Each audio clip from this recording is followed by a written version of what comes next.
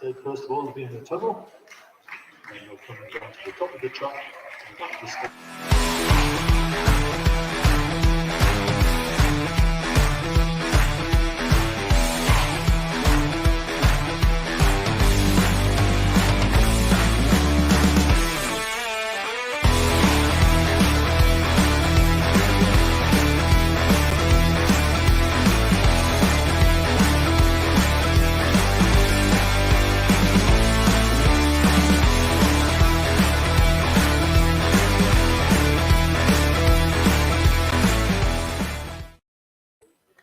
Well, hello there and welcome to the Heat Army podcast. We are bringing you full match commentary of Gateshead versus Dorking here at Gateshead International Stadium this evening as the referee just gets a boo from the back of the stand, leaving the pitch after their warm-up. My name's David Gallis. I'm joined by Mark Carruthers. Mark, we've said nearly every game this season is a massive game. None more so than this. This is a game that could secure survival in the National League a little bit earlier than the season ending. Yeah, I mean, we come here knowing that Gateshead don't necessarily need to win the game to stay in the league, but they can't be distracted by what's going on down south or what's going on elsewhere. They've got to focus on themselves. They've got to get the job done themselves, get the 3 points. That'll pretty much, all but secure it, barring a completely unexpected set of results between now and the end of the season. You look, more importantly, I think, it's the momentum. It's a little bit of it was lost on Saturday by what was a lethargic display, an understandably lethargic display. And it's a big test tonight. Dorking are, they're having a good season. Yes, they are in and around Gateshead, but they are still having a good season given where they've come from. So it's a big test. But look at the Gateshead side. Also, we'll go through it in a minute. But it's a strong side. There are changes from Saturday, but it is probably as strong a side as you can get, barring maybe one or two. It certainly is. And as I say, we talk about the game being, maybe a game too far after being on the road right down the bottom end of the country. 2 games, well, was it 5 games in 11 days, was it, that they had? And a big ask for any club at any level. But the club, the team, the lads, they surpassed any of the... There's a team coming out on the track there, just distracted us. They surpassed any of the expectations going into that run-in because, of course, Good Friday against Scunthorpe was a game that I think no one expected it to be so easy, ridiculously easy, as it were. But then they went on the road to Altrincham, then went down to the South Coast and beat a team by scoring 5 goals per person that don't normally concede more than 2. Look, I'll be honest, I think that Easterley win was a result of the season. I think in the circumstances, having played on the Monday, having played on the Friday, to then go down and travel pretty much the length of the country. I know that they travelled from Altrincham to Eastleigh, yeah, but to do that in the space of 3-4 days and get a win in the manner of the win that they got, I think it was a result of the season. It was an exceptional. Great for Aaron Martin. He's still out on the pitch now to get that hat-trick. Gets him going for the season. And again, it just keeps things ticking over. So it's a wonderful run Gateshead have been on, despite what happened on Saturday. And it's now about keeping the momentum going until that trophy, the full-time whistle goes in the trophy final. It certainly is. Well, we'd be amiss if we weren't mentioning a lot of the teams under the banner of Gateshead are getting their moment on the track and getting some recognition. There's the youth team from the ladies' side and from the boys all the way down. We weren't informed about it, so we haven't got the details. But nice to see the Gateshead youth getting their moment in front of the Tyne Wear stand here tonight.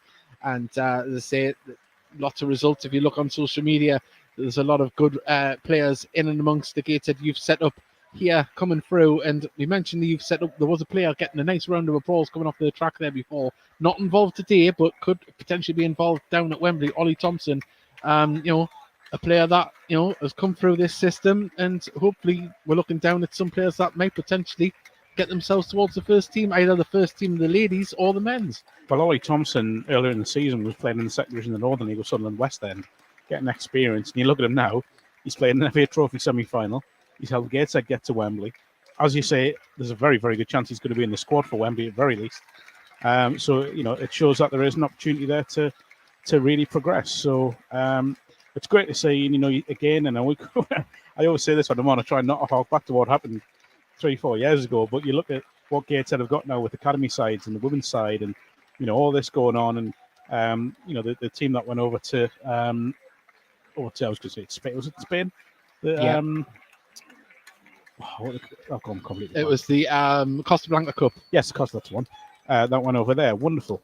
Brilliant achievement, and it just shows how far this club's come. And brilliant, just absolutely brilliant. It certainly is.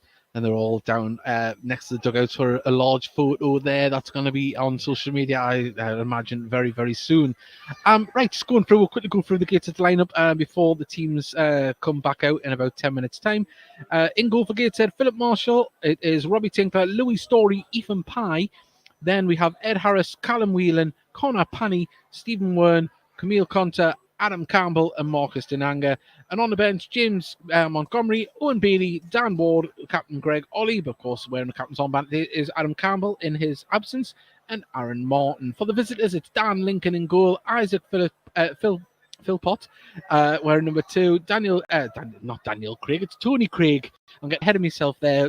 Save me plays like James Bond. I don't know what James Bond can play football like, but I'll get there in the end of this team.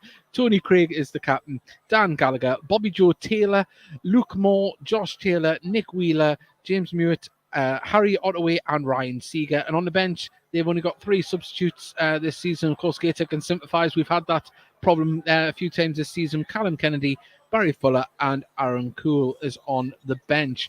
So just talking about the visitors, of course, they won the league last year in the National League South, and just shows the progression from both leagues that they can sustain themselves at this level with promotion, because sometimes there is a few yo-yo clubs around. I mean, Ebbsfleet, to name one, they're coming back up to the National League.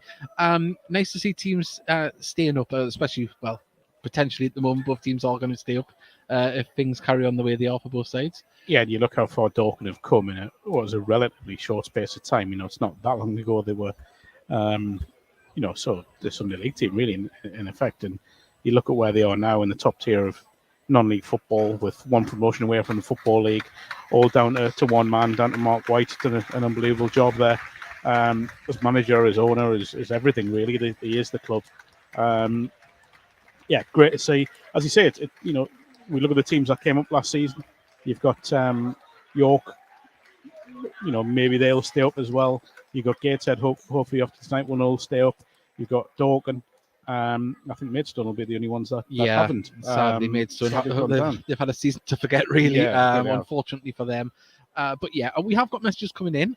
Big thank you to everyone. You can message us live here on the Heat Army podcast. I don't know if we are on the National League Stream TV at the moment, but on our YouTube stream for audio listeners, I will believe we will win. I believe Wrexham will win the National League title. I'm going to let him say Gateshead won't win the National League title. I'm not gonna. I'm gonna say this in jest, Paul. But you've picked the right time to predict who's going to win the league. Paul Jenkins has put. I believe Wrexham will win the National League title. Notts County will win the playoffs, and say they'll both be promoted to the Football League. Well, there's a good chance of that happening. A very good chance. I don't think you get very good odds at the bookmakers on that one. Emily Focus, but here, thank you for joining us. Davey Steele, who of course one of our co-presenters on the Heat Army podcast. It's for evening lads listening from the island in the North Sea. Bring us the 3 points. Come on, of course. Which island? He's on the Isle of May. So he's the head ranger out there for the National Trust, I think it is. He'll correct us on that. But he's the boss man out there on the Isle of May, which is obviously just out from the Edinburgh, out at sea. So there we go. So he's up there, and if you are partial to seeing some puffins, follow him on social media. He puts up a lot of great wildlife stuff, and of course, he's even appeared on the One Show, Mark. He's quite the one. He's been on some of Robson Green as well. But we are putting a challenge to him to actually wear a Gateshead badge or a hat when next time he's on. That sounds good. I like that. Yeah. Well, hopefully as well. My missus would be impressed with Robson Green. Well, he's also as well. I think he's got a Spring Watch coming out to follow him a day in the life, and we're trying to plan a podcast when he's there, when they're there, because that is the day in the life of Davey Steele up there. It is. 1 second. We've got another message here. It's what you can see. Gateshead being a football league club in the near. Can you see Gateshead being a football league club? it would be a big ask, but they're laying foundations. But I think that would be a good few years away. But we need to get more people in the stands and more. Walk before you can run. I think Exa- that's the right phrase to use on that Oh, one. maybe crawl You've had a before you one. can You've had a walk. one off Dave, by the way. Oh, we haven't got one there. Football. So we've got football talk. Not Puffins. Mark is stunned. So there we go. Well, he'll let us know when I think if it is Spring Watch, they're going to be doing a day in the life of Davy Steele. So hopefully he is just going to wake up, get out of bed in his full Gateshead strip, and it's just going to be all Gateshead. Podcast beanie on. Yeah, podcast beanie. He's got 2, so he's got no excuse. Just having a look around. Not a bad crowd starting to fill up around us. There is a fair few Dorking fans have made the trip up as well, so big respect to them. It's not that far, is it? No, it's not that far at all, really. Just a 5-minute bus ride. But no, absolutely fantastic to see Tyneside coming out tonight to watch Gateshead, and we are only about 5 minutes away from kickoff. Remember, you can't interact with us if you're watching on Facebook or on the YouTube stream for audio, that is, in case anyone's thinking, I'm watching on the National League streaming service. And if you are, thank you very much for joining us as well. We hope that you are going to be enjoying the stream this evening, and you can interact with us as well at @heed_army, and you can tweet us throughout the game, and we'll try and get to those messages. Let us know where you're listening from in the world. As say, we do have a famous fan, don't we? Ryan Reynolds. We don't bang on about it too much, but he liked us and followed us. Dave, you constantly bang on about him. I do. Well, who doesn't? Who doesn't? Me, I don't. I just leave it where it is. Just because you've got a couple of celebrity followers. Who we've got? We've got John Cena. Yeah, that's quite the one. Matt Lucas. Matt Lucas followed me the other week. Yeah. There we go. Well, I've only got Mark Rivers and and Ryan Reynolds. Ian Watson as well. Ian Watson, yeah. Just quick plug as well before we focus on this game. Good luck to Dunstan, just down the road from us, a club of no Gateshead fans are fond of. A big game for them. They need to win tonight to keep their Northern Premier League East Division playoff hopes alive and set up what would be a massive final day of the season on Saturday. Well, hey, I tell you what, we've went from the North Sea to the Irish Sea. Davin Walden is watching us as well. But Gateshead now are led out by Adam Campbell. And this is how they line up tonight. Philip Marshall in goal, Robbie Tinkler, Louis Story, Ethan Pye, Ed Francis, Callum Whelan, Connor Panny, Stephen Wern, Camille Conter, the captain tonight, Adam Campbell and Marcus Denanga. On the bench for Gateshead is James Montgomery, Owen Bailey, Dan Ward, Greg Ollie and Aaron Martin. This is how our visitors, Dorking Wanderers, line up. It's Dan Lincoln, Isaac Philpott, Tony Craig, the captain, Dan Gallagher, Bobby Joe Taylor, Luke Moore, Josh Taylor, Nicky Wheeler, James Hewitt, Harry Ottaway and Ryan Seeger. On the bench, they've only got 3, and that is Callum Kennedy, Barry Fuller and Aaron Cool. And, for our audio listeners, it looks like we're playing Atletico Madrid tonight, Dorking Wanderers strip. They've got the red and white stripes with the white shorts with a blue flash down the side and red socks. Gateshead in their grey shirts, black shorts and white socks. We're all set up for it. We hope you are. And hopefully we can bring you an entertaining game here at Gateshead International Stadium. My name's David Gaddis, and I've got Mark Rivers here with us, with me as well. And we're really looking forward to this one. And as we said to our audio listeners earlier on, I don't know if the National League TV service was with us, but Gateshead have been able to rotate tonight, Mark. They have, and you look at the bench, it's as strong a Gateshead bench as you've seen for a long time. I mean, there's an argument to say all 5 could have started tonight, and it's been a while since we've said that. Looking forward to see how it sets up, and I imagine Camel Conter is playing slightly further forward on the right-hand side to allow, on the right-hand side of attack, to say Francis and Whelan in midfield. Campbell probably on the left, as he tends to be on the left, and Denanga up front. So it is going to be that usual sort of, 3-4-3 sort of formation that Gateshead have got used to playing. Well, so we've got a message as well from Thomas Whitney.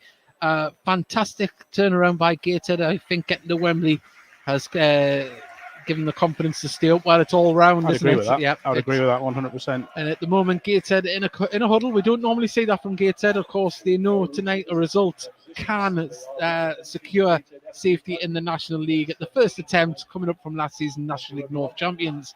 And we were the National League North champions. Dorking were the National League South champions. And we're going to see how this fares here. Gateshead shooting towards the River Tyne. And Dorking shooting towards the felon end.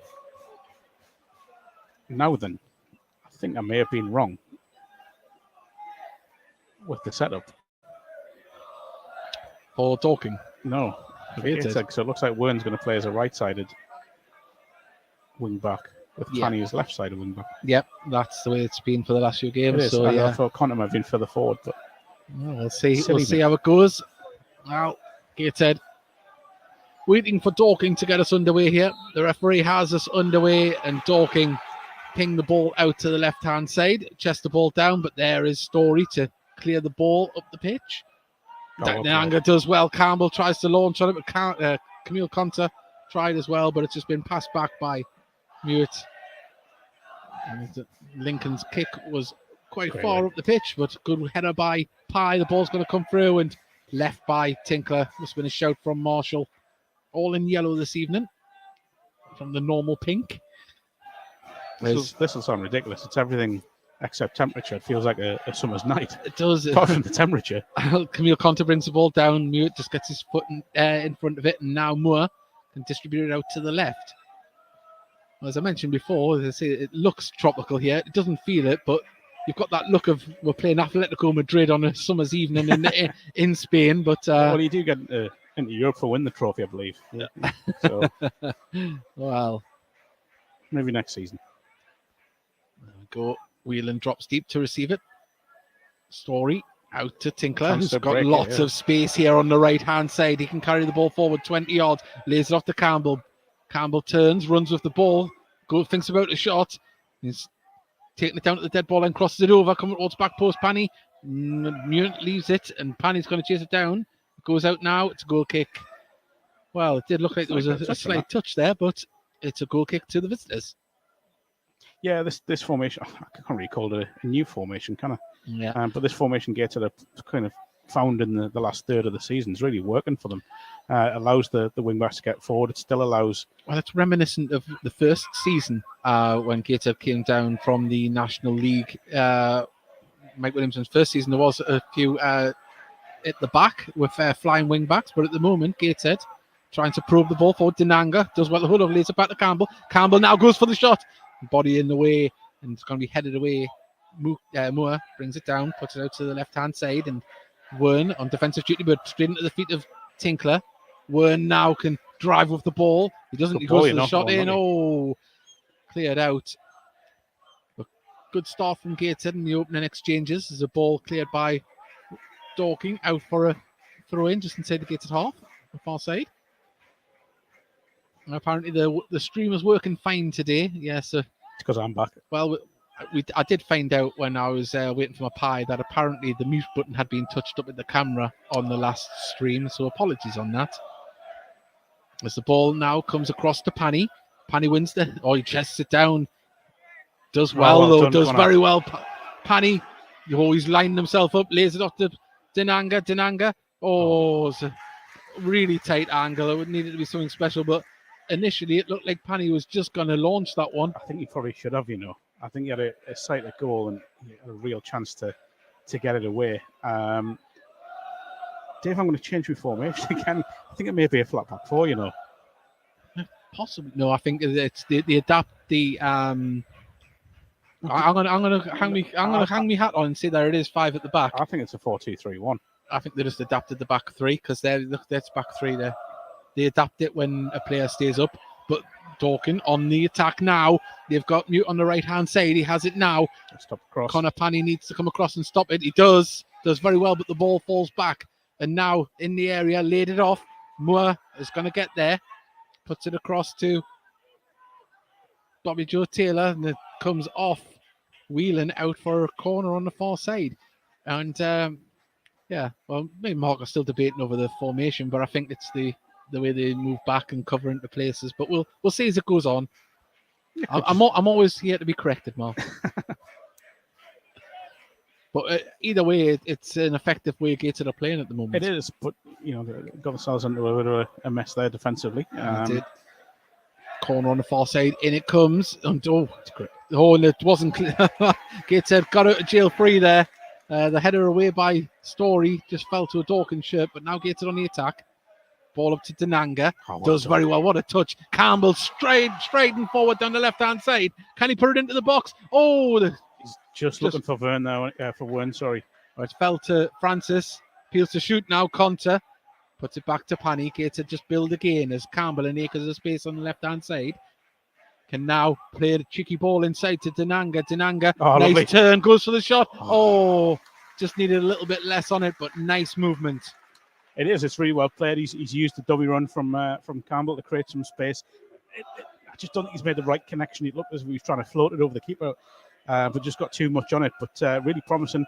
Everything coming through Adam Campbell at the moment. Well, 6 minutes gone, 0-0 if you're just joining us here. And Gateshead on the front foot. Great work, great. Ball cleared up. Story doesn't win the header, but it's going to fall to a Dorking shirt. Now good battling in midfield. Gateshead can get the ball moving. Whelan plays it out. Oh, he didn't. He turned. Plays it to Francis. Good pressure from Dorking to make Gateshead play the ball backwards, but Gateshead are more than happy to do that. Very comfortable with the ball at the goalkeeper's feet. There's Marshall not under any pressure here. Now he pumps the ball up towards Wern and just scoots over his head. Yeah, it's always nice having the goalkeeper so comfortable with the ball at his feet, like Phil Marshall. Sorry. Old habits die hard. Yeah. He's just got a bit too much on that, but I think you can see just how comfortable he is in possession. Well, David Cowan has put, come on the heat, can't wait for Wembley. Well, I think we're all really excited for that, but Still work to do, yeah. that's just took the words out my mouth, Mark. And I'm sure the first people that would tell you that will be Mike Williamson and Ian Watson. Oh, yes. Any thought of Wembley will be soon scuppered, I think, if anyone brought it up in the dressing room. But Pye gets it to Camille, just didn't sit up for him. And now Dorking can try and get it out of the way. And clumsy tackle from Pani. Free kick. As Josh Taylor was fouled there. I don't often look at opposing team strips, but I really like that one. I like the Dorking strip. It's red and white. That's not my affiliation, mate. As long as it isn't green and white, I'm all right. And people think Dorking fans think, why do they dislike Yeovil so much? Oh, cheeky ball, the run there, and the ball. Tell straight away. Tell straight away. Yeah. Yeah, good idea though. Nearly caught the defence napping there. Yeah, trying to catch Gateshead unawares there. It's a nice idea, nice and lively, but just the run was a little bit too. Probably combination. Run was too early, and the ball was too late. Well, Louis Story, much has been said about him this season. He's been a commanding presence at the back, and just there you've seen him telling everyone to slow it down and calm it down as the ball now comes up. Well, Denanga isn't there, but it's offside. The ball is going to fall to Francis. Camille, nice little touch to Pani. Pani back to Camille. Oh, and his ball was just a little bit too hard. Gateshead still managed to get it moving, but lose out in the midfield passing battle there. And now Dorking can break down the right-hand side, but Pye was there. You on first name terms with Camille Conter? Why did I just call him Camille? Call him 3 times. You called him Camille. Now. That's it. It's a nice name. It's a nice name. It is. I'm not doubting it. Putting you right.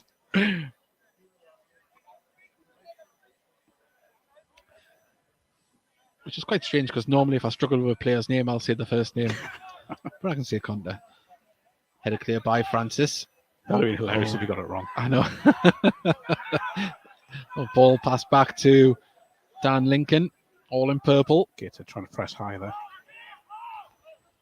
Dorking trying to use the width of the pitch.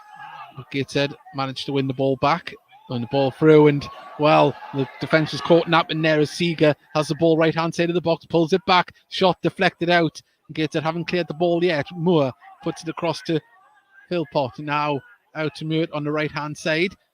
Puts a cross in there. It's a dangerous one. It fell to a red and white shirt, shot off. Body's in the way. His second shot comes in, and it's been cleared only as far as Bobby Joe Taylor there. Now in comes the cross, and Marshall didn't get the connection he wanted. It's still up in the air. Gateshead have to clear the ball, and Gateshead were at 6s and 7s is the only way you can describe that.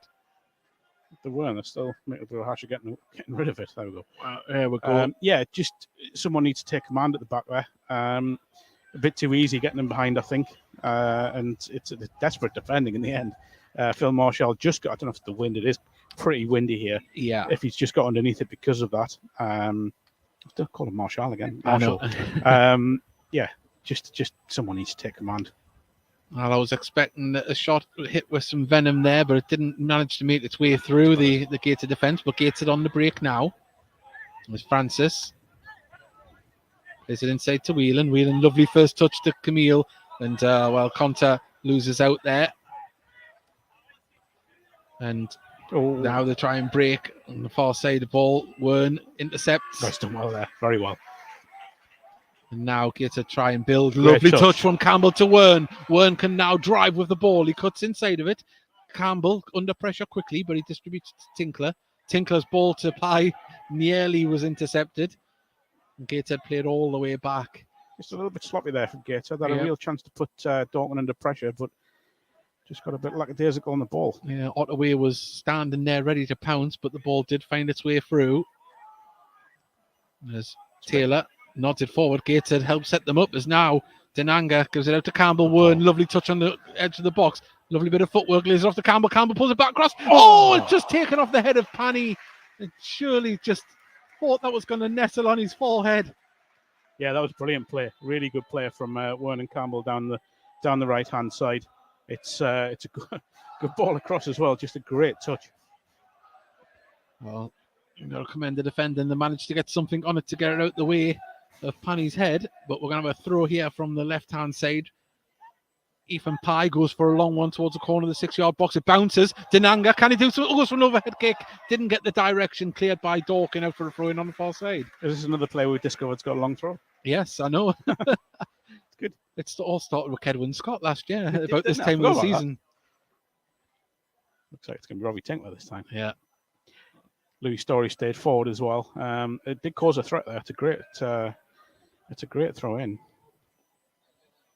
Well, we know what Story's been able to do inside the 6-yard box of late.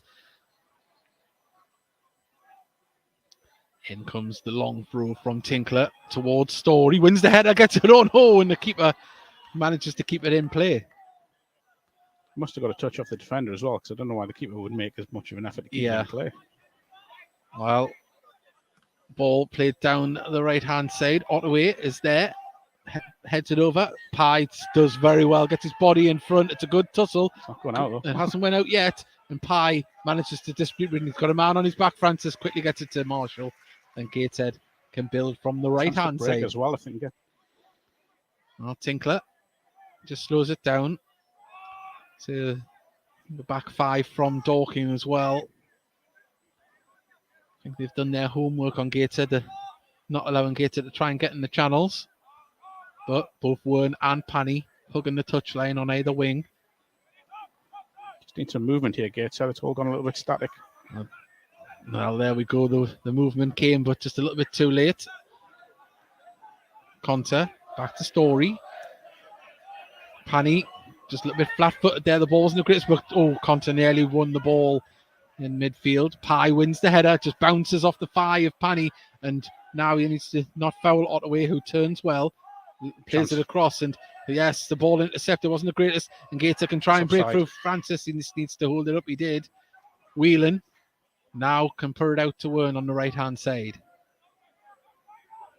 Tinkler plays it inside to Campbell. This is good. Has he got a runner?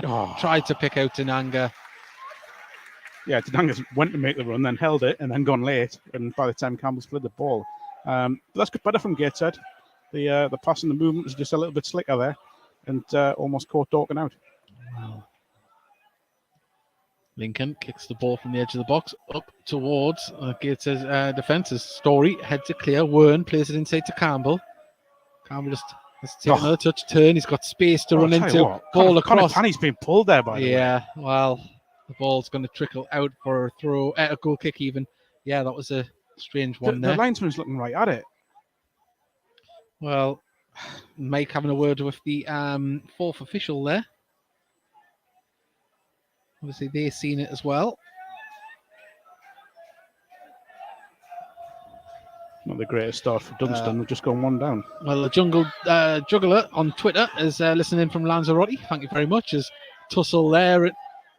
I think he grabbed his shorts just as a precaution to try and stay up, but to throw into Dorking. Someone said, "Have fun, Mark," on Twitter. To your Yes, post. yeah, I did, yeah. That's Chris Rowcroft. So he does a very good job at spending more time with video footage. What's a foul? Well, referee doesn't see it. Neither the linesman. Ottaway gets it out to Mewett on the right hand side. Ottaway on the underlap. Now he can pull the ball back across. Gator can clear the ball. Campbell, lovely little touch to Conter. Conter's first touch takes him away. He's got Campbell on the right hand side. Can he get the ball to him? He can now. I hope the Gives him- referee's going to come back and book him. Well, plays Oh, it what a for touch. lovely stuff. Wern, can he get a chance to get it up, lay it off? Oh, He it's went the wrong can. way. Campbell pulls it back across there. Oh, taken away from Denanga, cleared to the edge of the box. Not a clear by Taylor. Tinkler puts it back up towards the edge of the area. It's going to fall to. Oh, Francis played it off Ottaway, and Ottaway goes down. It's a free kick. He did pull on his shirt by the looks of it. But is the referee going to have words here? He should really take it back and book, by the way. Well, we are 16 minutes in. It's 0-0. Gateshead, they had the better of the play so far, but Dorking, they showed they can get in behind Gateshead.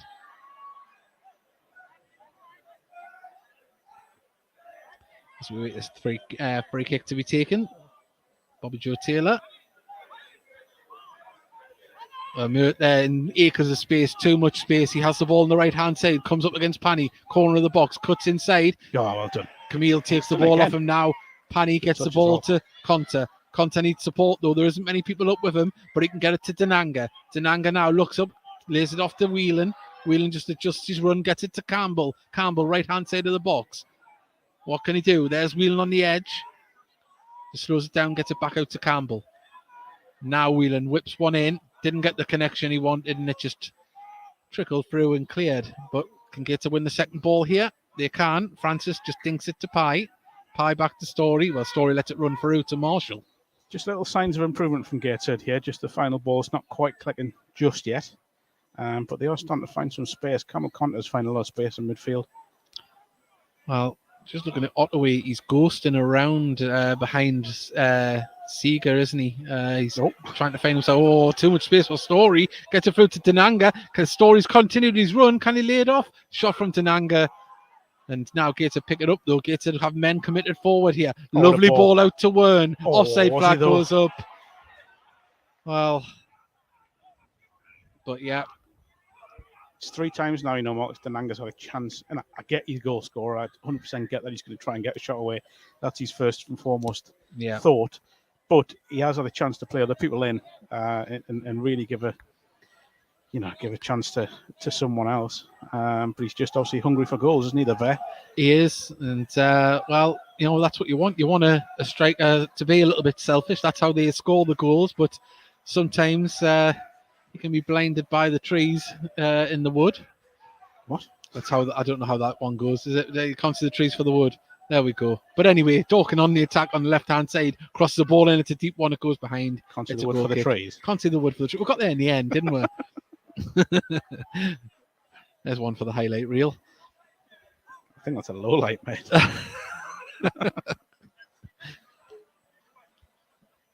Well, you can see, Dorking have threatened the break.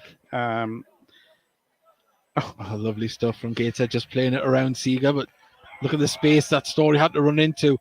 Denanga holds it up well. He sees the run Good. of Panny on the That's good. left-hand side. Panny just needs to Offside. hold up because Conter was offside, but Panny's still good. Oh, Panny's offside. still going. Lays it off to Campbell. Oh, Was that a foul? referee. It was, and it's at left-hand side of the D. And this is in the right territory for a right footer here. Who fancies it with the absence of Ollie? Stephen Wernbury. Well, It's a lovely little touch from, 2 touches from Campbell. They want to kill the ball and they want to flick it through. I think it's gone through the defender's legs. yeah. And we heard the contact. It's, this is dangerous, really dangerous. Who's behind it? Francis? I think Panny? I think it's going to be Wern or Francis. Well, Francis is lining himself up. Yeah. Yep, Wern's away. Well, commentator's curse. I said this is all set up for a right footer. Oh, Panny's still there. Another left. Oh, yeah, well, he's right foot. Yeah, but I think it's going to be. That's another way Panny's lining that up there. We will sharp see. Story given instruction. I think it is going to be Paddy, the way he's... I don't know. Don't listen to us, just watch. Let's just wait and see.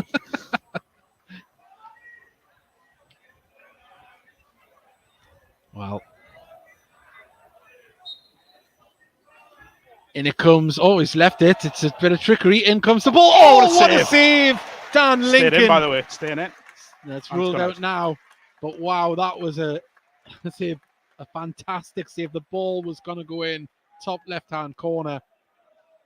It's not so much that he got his hand to it; it's that his hand's been strong enough to get it away from goal because that was really well hit. It's flying in. You know it's flying in. But it's a brilliant save from Dan Lincoln, a really experienced goalkeeper and a very talented one as well. Well, Francis stands over this corner here. Campbell's come over to give a short option, but I don't know if that will be taken. Referee's seen something here. Well, there's obviously something planned from Gateshead because they've got next to no one in the box. It looks like Pies took a little bit of pushing and shoving there. Story has gone over to help him. But we await this delivery. Is it going to be whipped in? Is it going to be a short worked one? We'll soon find out. Marcus Dinanga's been held in the box, by the way. In comes, and there was appeals for a penalty there, but the ball not cleared. It is now. Tinkler puts it up, nodded over the top there. It's going to fall again to the midfield. Can they move it quickly? Whelan. Francis. Back to Whelan, just on the halfway line. There's a switch on, you know. Yep. Well, you can see Panny on the far side. He Great finds ball. himself on the right-hand side of the pitch. What can he do from the right? Tries to get past his man. He's still got the ball. Well, he's been dispossessed, and now Dorking break down the right-hand side. Sorry, the left-hand side. It's right for Panny before. But Gateshead pick up the ball again in midfield. Can Conta do something with it? Good defending. Good cover and play by Taylor there. And now the ball put up the top for the run of Seeger and Ottaway, but Gateshead can deal with it. Francis. Whelan. Back to Francis. We're seeing a little bit more pressure from the midfielders of Dorking. Not letting Gateshead have as much time at the back as they were earlier on. Definitely trying to press a bit higher on and put Gateshead under pressure, but that's leaving gaps in behind. It's down to Gateshead's midfield to really sort of make the most of the space they're being given. Well, Story has space here. Halfway line into the centre circle, into Dorking's half. Passes it back to Whelan. Whelan back to Pye. And Marshall has time just to get the ball at his feet. Struts forward with it. Got a shot here. It's keepers miles off his line. Well, he goes for a long one out to the far side. It looks like Panny and Wern have swapped sides here. So I wonder if that's just them staying in position for this moment because they've found themselves on different wings. If they'll go back, but what can Wern conjure up on this left-hand side? Fluid formation, isn't it? Tinkler can carry the ball forward, lays it off to Dinanga, but Dinanga was beaten to the ball. Now Taylor puts it out to Seeger. Seeger looks to lay it off. Taylor can play it across now to Philpott. Philpott gives the ball back to Taylor, who nearly runs into trouble, but a free kick's given. If you all just join us into the 24th minute, 0-0 at this moment in time here at Gateshead International Stadium. Not sure what the scores are around the leagues. We will update you later on when we start to see a little bit more of what is happening. There is only one score in the National League, actually, and we can give you that. Halifax are winning 1-0 at home to Bromley. You said that like a big goal caller. I did.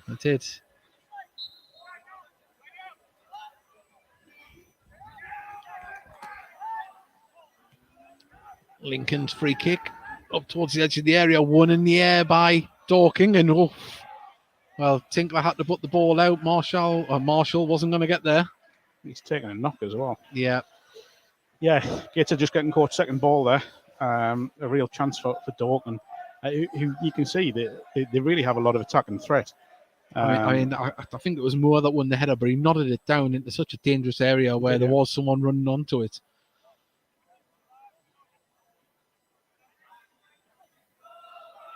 Bobby Joe Taylor is going to take this one on the far side. And what kind of delivery can we expect? In it comes. Well, Story battling there, and Ottaway was Can't left seriously on think the that was a ground. penalty. The Story brings it down the left-hand side. Plays it to Francis, who's closed down. Panny plays the It's not the ball worst ball, you know. forward there. He had it hit it with the outside of the boot. Campbell, oh, good pressure. Tries to win the ball back, making Dorking pass it around the back. Moore looks to get the ball moving out to the right-hand side. Really good pressure. Really good pressure high up the pitch from Gateshead there. Forced the error. Really impressive. Pye. Throw it. Conter shows for him. Plays it forward, try to get to Denanga. It's going to have to be a better ball than that because Dan Gallagher, he read that one pretty well. But now Moore plays it inside. Just a quick heads up there. Chesterfield have just got 1-0 up against Torquay. Oh, interesting one. We'll keep an eye on that as the night develops. Which would, of course, mean Gateshead were all but mathematically safe. Ball out towards Tinkler, who gets it under control and back to Marshall. Marshall has Pye and acres of space here if he wants to use them, or Tinkler. We have a... Well, Standoff. Seeger just stands back there. Now the ball comes over to Pye.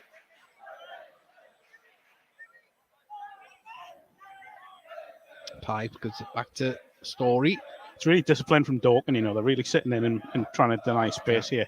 Well, they try and play football as well. You know, you can see it in the spells they've had. But Pye has the ball, plays it inside to Whelan under pressure, quickly gets rid of the ball to Story. Story can carry it forward. And Story tries to pick up the runner, Camille Conter. The ball's going to fall to him. Can he bring it back across? Keeper has... he committed. Hasn't... Oh, Panny. It's going to fall to a grey shirt. Campbell's there. Gator dinked it over to Denanga. Denanga lays it back off, and Gator just not happening at the moment, yeah. is it? It's they're getting the ball in the box, just not with the opportunity to score or to get a shot away, should I say. And Pye needs to be careful there against Seeger. He didn't lash out, but put his arm up. Yeah, it felt unnecessary, didn't it? Yeah, again, there is space in behind, and I look at, maybe not for the moment, but certainly for later in the game, you look at the bench and think maybe a Greg Ollie could come on and open up this defence. Well, Gateshead have a free kick. No, 2-0. Oh, wow. Well, Chesterfield win 2-0 at the moment, so Gateshead Gaff's opened up. Really could. Now where's the runs? Exploit what's happening down there, but Panny on the ball, left-hand side, tries to take it down to the dead ball line. He does, pulls it back across, only as far as Gallagher, but he gets a touch and clears it. And Gateshead now can try and put the pressure on, and the ball forward wasn't the greatest to... Oh, and well, there was a cynical tackle there from Josh Taylor on Pye. Well, the referee wants to have a word with all players involved.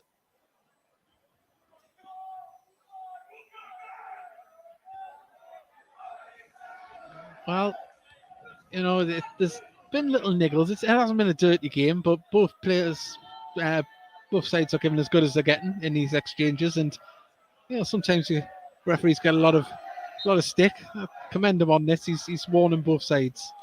Well, there's no need to rush in for a yellow because that then sets the tone for the game. So anything that's anywhere near the foul you're going to yellow for becomes another yellow. Denanga, well, he's definitely pulled down there. Referee's played it on. Good advantage. Tinkler lays it to Camille Conter. Can he get his shot off? Cuts in, shoots. Oh, past the post. Corner. Well, there must have been a little nick there, but I didn't see the deflection. That looked like it went straight out, but we'll take it. Yeah, better from Gateshead. Good advantage from the referee again. We'll praise him again. And Camille, I thought he'd actually dragged the shot, but it's obviously taken deflection. It must have been the slightest of ones because I don't think it affected the direction of the shot too much. Didn't it again, aren't they? Played out the box. It's open it up for try and have the aerial battle in a less congested box. But Gator pick up the loose ball from the clearance as Wern takes it out to the right-hand side. Just stops, plays it back into Story.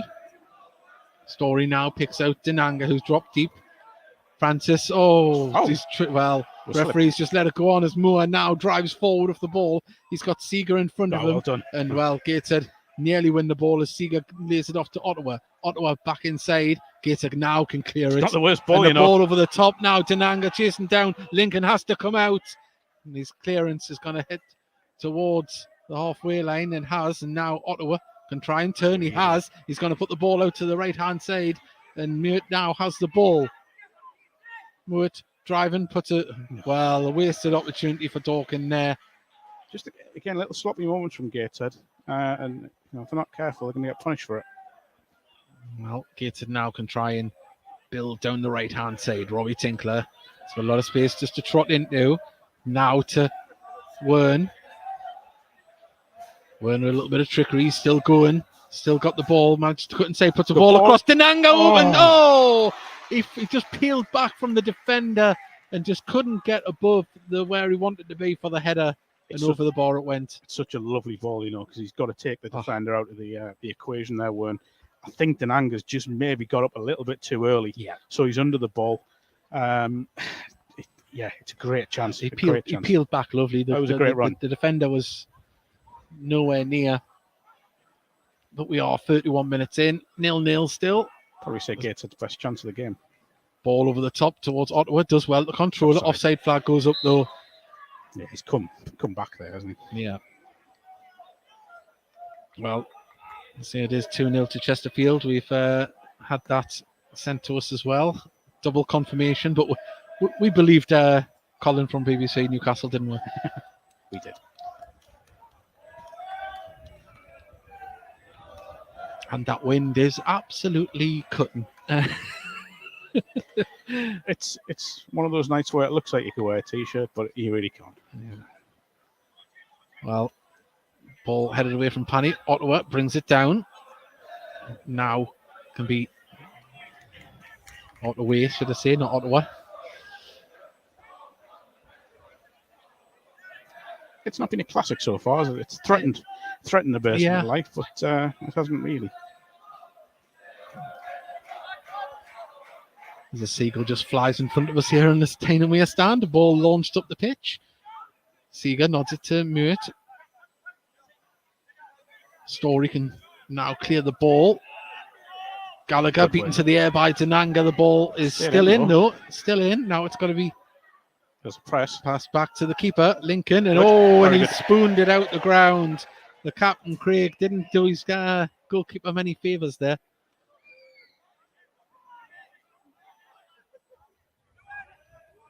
Pie. Thought we might have seen a longer throw option, but Gateshead wanted to opt to build, and Camille's Conter's first touch wasn't the greatest cleared, but Story under pressure from Seager a little bit. He's got plenty of time here. Just turn, and now he can run back with the ball. Still moving.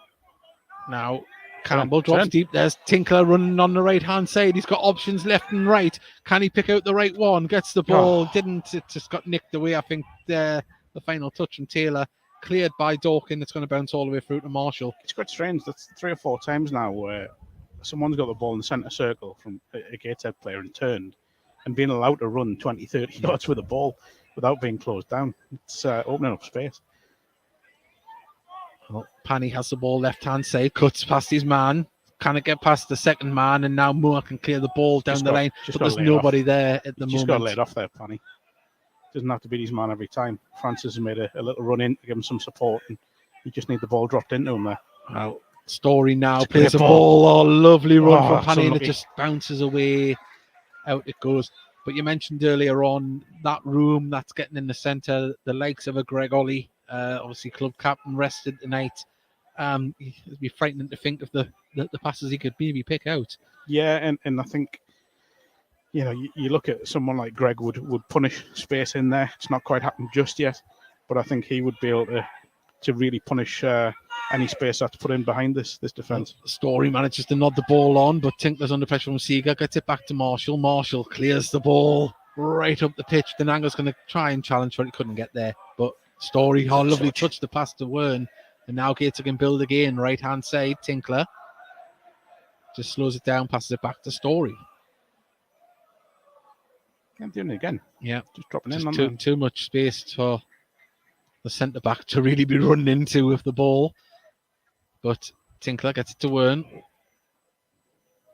When keeps the ball moving, wheeling. Lovely stuff. Pye now drives forward with the ball. He's got too much space. He had 20 yards to run to. Goes for the shot. Wasn't the best option, but there's the space again. I think he could have kept going. Yeah. I really do. No one's closing him down. He's getting towards the edge of the box. Understand why he's taking the stab at it. But sorry, I'm just there's goalkeeper socks are falling down. Yeah.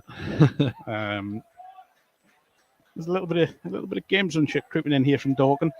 Just trying to kill the game, kill any momentum, and trying a little bit of time wasting. Well, ball Tinkler wins the header, but it stayed in. Wern has the ball, but it just bounced off his leg. Dorking a little bit guilty of using the ball as a hot potato at the moment. They're not not distributing the ball well enough. No one's putting the foot on it either.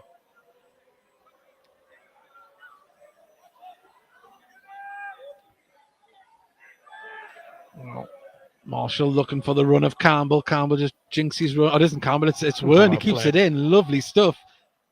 Tinkler now plays the ball forward to Tananga. It's got to be better than that. And say the likes of the captain Craig can deal with that. Not really seeing much from Tinkler in an attacking third ever. Not really. He's more regimented in his position as a centre back at the moment. As Mert has the ball. Still going. Tinkler Tinkler. Camille gets a leg out. No, but we're not seeing Tinkler get as far forward as normal. But when you've got the likes of Wern in front of him, with a little bit extra pace, and he can always cut in himself.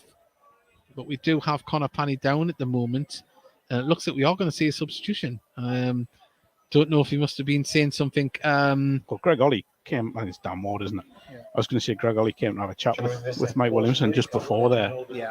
He must have been struggling in the minutes leading up to this. So I think we might hazard a guess that Wern will come across to the left-hand side. Ward will go to the right-hand side of the wing-backs. Yeah, I'm just trying to see where Stephen Wern stops here. Yeah. He's coming to get a drink. Yeah, I didn't know if he's coming off himself. Yeah, it is. Yeah, I would imagine he will come across to the left-hand side. Yeah, which again, the Wern can go one or two ways, can't he? He's not just someone that's only got a right foot. He can go down the. And you know what you're going to get from Dan Ward as well. He'll give you everything. And another player that's had to adapt his position and make it his own. But young Connor Panny there. I think at this stage of the season, we're seeing when players get knocks, they're off. It's no risk. It's no risk. It's precaution at the moment. Does look like a dead leg, doesn't it? He's very, very stiff leg walk there. But when you can bring someone on like Dan Ward, he's had a really good season, I think, Dan. Scored some big goals as well. It's not a bad replacement. Well, long throw coming in from Taylor into the box. Ottaway tried to, he got the ball, puts it back across. It's very deep. There's nobody there. Dan Ward's first job is to clear the ball only as far as Gallagher, who keeps it in. Got to stop the cross. Plays it back. Now comes a deep cross into the box. Got to win the header. Francis does, but it falls to a red and white shirt. Gateshead losing out in the aerial battle in the last few challenges there. Ball out to the left-hand side, but Tinkler can clear the ball. It's not a bad knock. And now Moore, little flick down. Didn't manage to keep it in, Dorking. Do you know what? That's swirling. He's done pretty well there, to be fair, Moore. He's done what he's had to do just to get a touch on it. Yes, it's gone out, but quickly taken in too much space for Campbell. Campbell goes for a shot, and the option was Camille Conter in the centre. Yeah, it was ambitious. He's just got underneath it, maybe sort of lean back a bit. Just to answer Phil Blakeburn there. At the moment, it's Stephen Wern on the left side wing back, and Ward wing back. Ward on the right wing back. But as we've mentioned before, of course, Ward and Wern more attacking wingers, midfield players. But the way this it's an attacking formation, isn't it? It is. The way these two, the way this squad is, it's very fluid. See, in the early stages, it did look like a back four because players come back to cover if a player moves forward. But talking about coming forward now is Story in the centre circle. Too much space. They're giving too much respect to Gateshead. Well, they are, but they're also putting 11 men in their own half. Yes. So it's really disciplined and just trying to hold Gateshead at bay. Gateshead just got to be a little bit cuter here. Ball out to Ward. Ward now. right hand side, cuts inside with the ball. He's got space to run into. He's still going, lays it off to Denanga. Denanga tries to get it to Conte. He has. Conte now to Wern. Wern, can he put it back across? He can. Put out for a corner. It's coming. It's coming. That's really nice, patient play from Gateshead. More of what they need to do. Little, try and get the angle there for the ball out wide to Wern. It's a good ball in. Just cut out. I think it was destined for Denanga by the looks of it. They're doing the same set piece again by the look of it. I just cleared out the area, kept 3 back, another played on. Can't be wasted. Didn't get there. But when they do use that corner, when they put the long ball in, it is, it's opening up the space for more of a tackle. Oh, that good tackle from Francis. Does open up the area for people to make runs more than in a cluster. It does. It doesn't quite come off just yet. So I know they've got a few set pieces they like to use as well, haven't they? Tinkler, there we go. Plays it to Whelan to Denanga. Oh, and Gallagher, he got off there. He got out. Away one, didn't he? He certainly did. It just skimmed off the top of his boots and through to his own keeper there. And now Gator just applying the pressure from the front. Ball played up. Seeger getting towards it, and now it's been nodded down. Chesterfield are now 3 up. Oh, well. So Gateshead now have the incentive when it gets to half time. If it's still that scoreline and still that scoreline here, they'll say it's in your hands. There's the ball through to Campbell. Campbell, nice little touch, puts it out to Ward. Ward just didn't have the anticipation there. Just been a few little moments like that from Adam Campbell. Isn't there? Just a little bit too much on passes, but he's starting to get himself into some really dangerous positions. And he's playing the Greg Ollie rule, as it were, even though it looks a little bit different with the pace that he has to get into the positions. He maybe gets there a little bit later than what Ollie does and then distributes the ball. Because of his pace, he can do that. But, just once he gets his range in, it's going to be very dangerous. But the ball bounces through. Marshall comes out of his area. Calmly plays the story. Yeah, we'll say calmly. Relaxed. It's more relaxed now, I was talking to his parents, and they find it quite anxiety high when they do it, when he does that. I'm surprised. As Story has the ball, just the centre circle inside his own half. Just carry it. Well, ball out to Francis. Story pings a ball. Has seen the run of Conte. Oh, Conte wins the header. Just couldn't direct it anywhere. Yeah, good run from... Sounds like a scrappy game, 1-0 to either side, I think, says Thomas Whitney. Well, it has its moments of some nice passages of play, but then it does go a bit scrappy. But I think it's two sides that like to play football cancelling each other out a little bit. I'd 100% agree with that, which pains me to say. It's... No, it is. You're right. It's two sides trying to find a way through the other.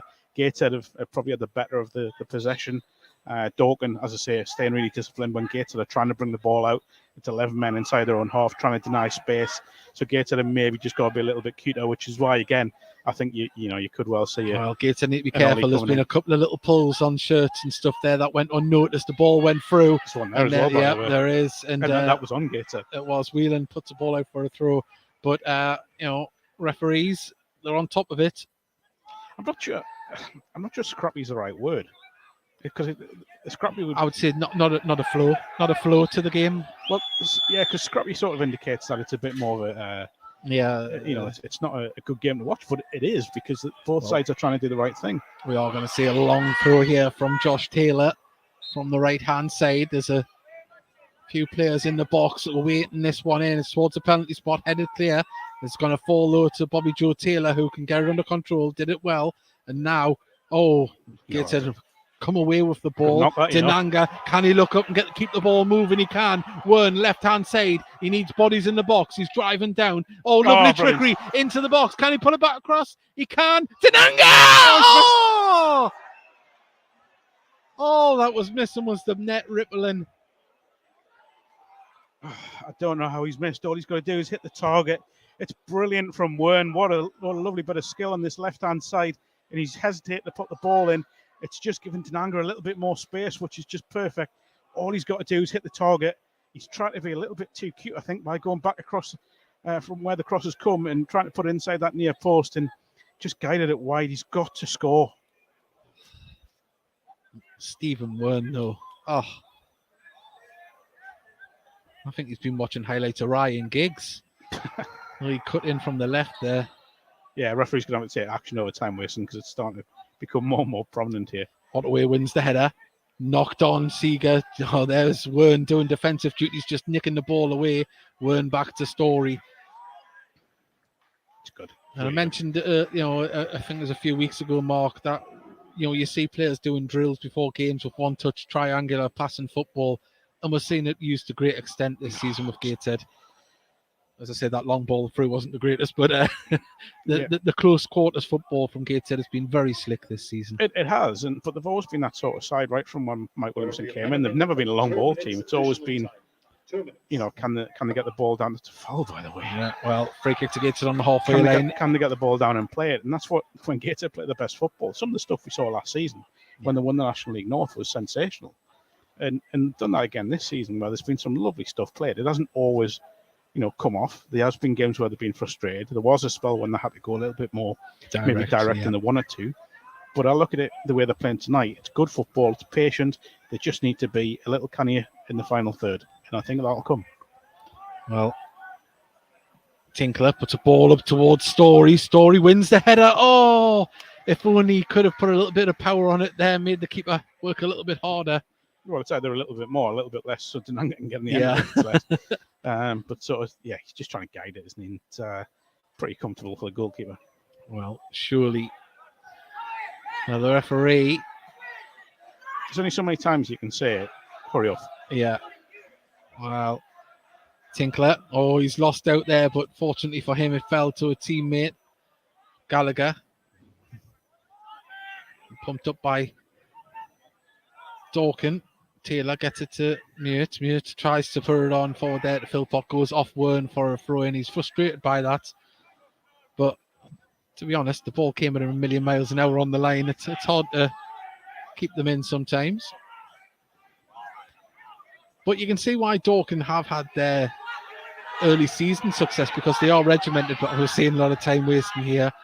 Go at last. Now there we go. There's the yellow card. We mentioned it, Mark. You said. There's only so many warnings you can give a player or a team. Well, Josh Taylor's arguing his case, but the patience has just snapped from the referee there, I think. There we go. Throw as well, by the way. Ball gets back to Taylor off Camille Conter. I think this one will be taken a little bit quicker. Well, there is the half-time whistle. It's 0-0 here at Gateshead International Stadium. And Gateshead have been on top, but Dorking have had a little threat here and there. But at the moment, if Gateshead can continue the way they are, they'll be creating more chances. Yeah, certainly. Like I said, just maybe a little slicker in the final third. You like to see Denanga maybe try and hold the ball a bit more effectively and get people into the game. He should have really scored. Probably could have had two. Stephen Wern's been magnificent. I think he's probably man of the match so far. Louis Story just bringing the ball out from defence has been excellent. But at the moment, it's a frustrating night for Gateshead, and they're being held by what is a very disciplined Dorking. It certainly is. Well, we'll be back with you in about 10 minutes. We're going to play out our interview that we had a few weeks ago with Carl Magny, and we'll be back very, very soon. We have our guest, the man, the myth, the Magny. Here he is. Very good, Dave. I did like that. Looking pretty relaxed. All right, Mags. Was that from Charlie last season? That? Yeah, it was Charlie. Yeah. Yeah, So, I did enjoy that one, David. Fine work. It was. I say obviously excitement's all building. We can all allow ourselves to get excited for this game now. Obviously, with the league games out the way, you've been in this position. Is this the fifth time you possibly could get to Wembley? Fourth. This will be fourth. Yeah. So I mean, fair to say, you're not getting on that far in age, but you've got a bit of experience, and you've got experience in these games now. So you're going to be bringing that into the dressing room, surely. I plan to, but I mean, it is fair to say that I am knocking on. You can say that without us getting offended. But yeah, I think considering it is such a young group, it's important that I bring that experience. And of course, you've got Clarkey, who was involved the first time round. We went with Gateshead, so having someone like him in the building that the lads love and respect, he can obviously chuck his hat into it as well. So yeah, if we were to get there, I'm sure there's plenty of people that we that we can call on that can sort of bring the lads at ease and give them, you know, a taste of what to expect, I suppose. Yeah, and I say it's just obviously it's all ramping up at the moment. Where we've had a blast tonight with Said. Actually, someone's asked us to ask Carl the big question: have you been watching the show at all before you come on? I haven't seen tonight. I've been working, but I have watched the show previously, but not tonight. What have I missed? Well, you missed my 8-year-old daughter while she was supposed to be in bed. Has covered herself in lipstick all over her face, and we want to know. It's been she's been on the show showing it off. Do you know how to remove lipstick well? Not well. I should know because I've got 2 nieces, but no, anything that involves mess or if there's nappy needs changing, I'm a classic uncle and just leave the room. Yeah, and just let the parents deal with that. It's none of my business. I'm afraid. I try to do that as a dad. I'll let these lads ask some questions while I find. Good lad. So, Carl, Mickey's nervous. Do you get nervous before these big games, or do you just sort of get in the zone and just go and do your thing? I think I used to get really nervous. I've never really showed it. I probably don't get as nervous as lads that I've played with in the past. I've seen some lads really struggle with big games. At different clubs and stuff. I've had a teammate at Hartlepool who would actually be sick before games, and not even big games, just normal league games. Would take himself off into the cubicle and would actually be violently sick before just a normal league game. So I'm not on that level, but I think it is what everyone says. You need them nerves to get the best out of yourself, to make sure that you're alive and you're on your front foot when the game starts. As I've gotten older, I've tended to not feel the pressure or the noise as much. But yeah, there will definitely be an element of nerves going into the game at the weekend, especially given, what it means and what's at stake. Oh, absolutely. Given what's at stake, I'm nearly being violently sick and shit myself. Both ends. You want the gods on the truth, Mags. My underpants are wrecking. It's on you bloody Thursday. Man. Lovely. But that's, as awful as that sounds, Mickey, that's, and I don't mean this to sound sadistic, but that's what we want. That's what we want you to go through. That's what we do it for. I've been doing it for years, Mags. So. I think it's good to feel something, and it's obviously preferably not out of both ends, like you've said there. We as players, you want to give fans the opportunity to get excited, and this hopefully is a good opportunity for yourselves to look forward to something. But even if it's a nervous feeling, just to feel something as a fan. I'm obviously a fan myself, and that's what you want, I just want to see you recreate that. We're going to Wembley on the pitch side again, like you did the last time. That's still. I remember that on the track after the Grimsby game. Yeah. So Ben Allison, you mustn't be up with the full bio of Carl Magnay, but which teams have you been to Wembley with? Of course, it was Gateshead. You mentioned Grimsby, and was it Hartlepool the other one? No. This was when I was a kid. So the new Wembley, I've been there twice with Gateshead and Grimsby.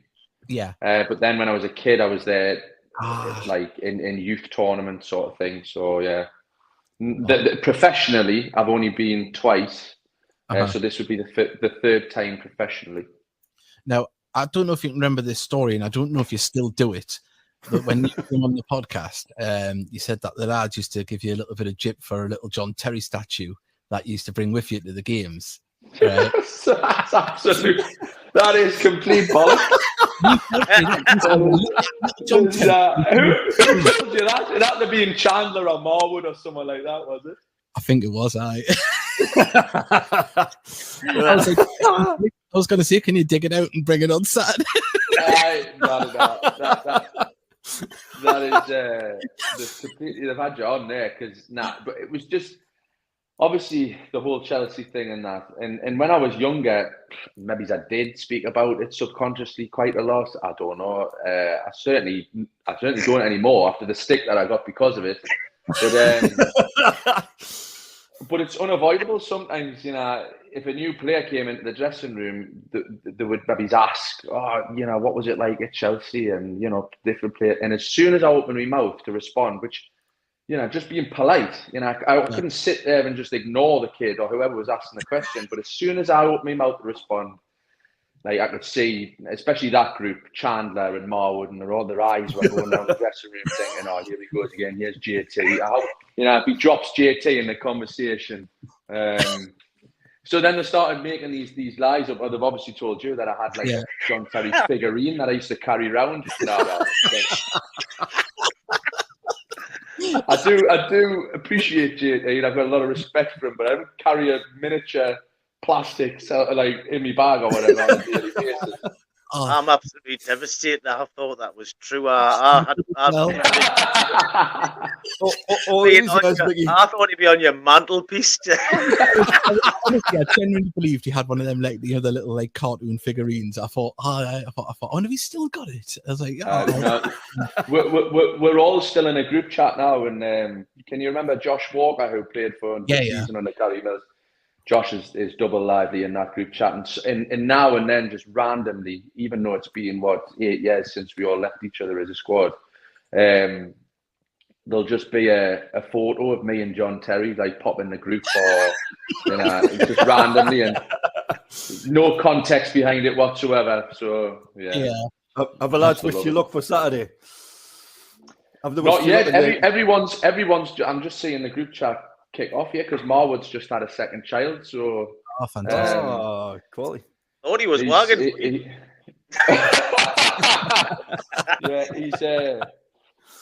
He's taking the attention at the minute, but I'm sure there'll be a few messages prior to the game, because to be fair, that group, there's a lot of us who are all really close friends, and we see each other quite regular and drop each other messages and whatever they're doing now. You mentioned Josh Walker. He's back playing, isn't he, in Scotland at a lower level? But nice to see him back playing. He scored a raker of a goal the other week. Did he? Yeah. Who's about 30 yards.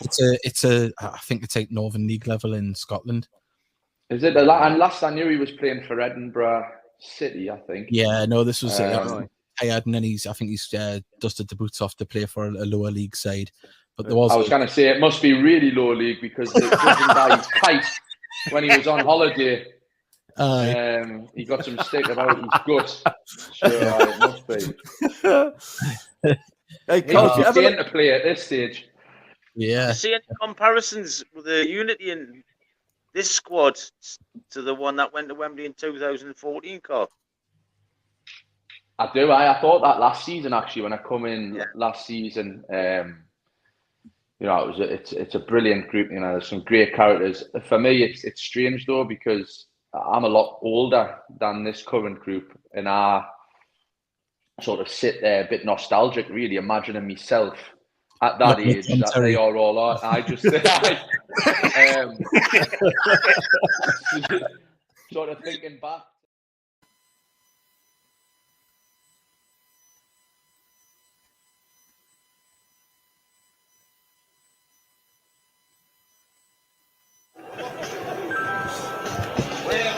Hello there, everybody. Welcome back. We're waiting for the teams to come out here for the second half. We'll go through the half-time scores. There's some interesting ones in the National League, and I'll go through them now. Altrincham 0, Dagenham Redbridge 1, Barnet 1, Solihull Moors 0. In fact, no, there's updates here. There we go. It just went on to it, but it was Altrincham 0, Dagenham 1, Barnet 1, Solihull Moors 0, Chesterfield 3, Torquay 0. There's the interesting one. As it stands, Gateshead are safe. Halifax 1, Bromley 0, 0-0 here, of course, between Gateshead and Dorking. Oldham beating Southend 1-0, Wealdstone 0, Aldershot 0, Wrexham 0, Yeovil 0. Can you ever imagine? I mean, particularly, we are of a certain age. We'll say around 40. Can you ever imagine a time when you thought Oldham against Southend would be a non-league game? Well, they're two of the famous names of English football, really, aren't they? Well, certainly in Oldham, former Football League club. Former Premier League club. Yeah, in the first season of the Premier League, wasn't it? They were up there. But yeah, it's an interesting one, and I'll say local interest if anyone's interested. Sunderland are winning 1-0 half time, and Carlisle, they are 1-0 down, and they are slipping away from them automatic promotion places. And there's another one. Is Hartlepool are 2-0, were 2-0 down at Salford. Oh, still wow. 2-0. Yeah. Which, Hartlepool, massive game coming up at the weekend as well, against Yes. Crawley. Yeah, that's so. Just looking at that, of course, this time last year we were looking at Oldham and Southend as teams who are going to be playing, and potentially next year Rochdale. There's another name, and Hartlepool, of course, and it looks like Colchester have got themselves safe. A name I didn't expect to see in non-league, but Crawley, Harrogate, and Hartlepool have all had a flirt with it in the past. It does sort of look at 2 from 3, isn't it? Yeah. Rochdale, looking at that, 33 points there, 9 points from safety with 3 games left. So that's pretty much all but down, isn't it? Let's be honest. That's.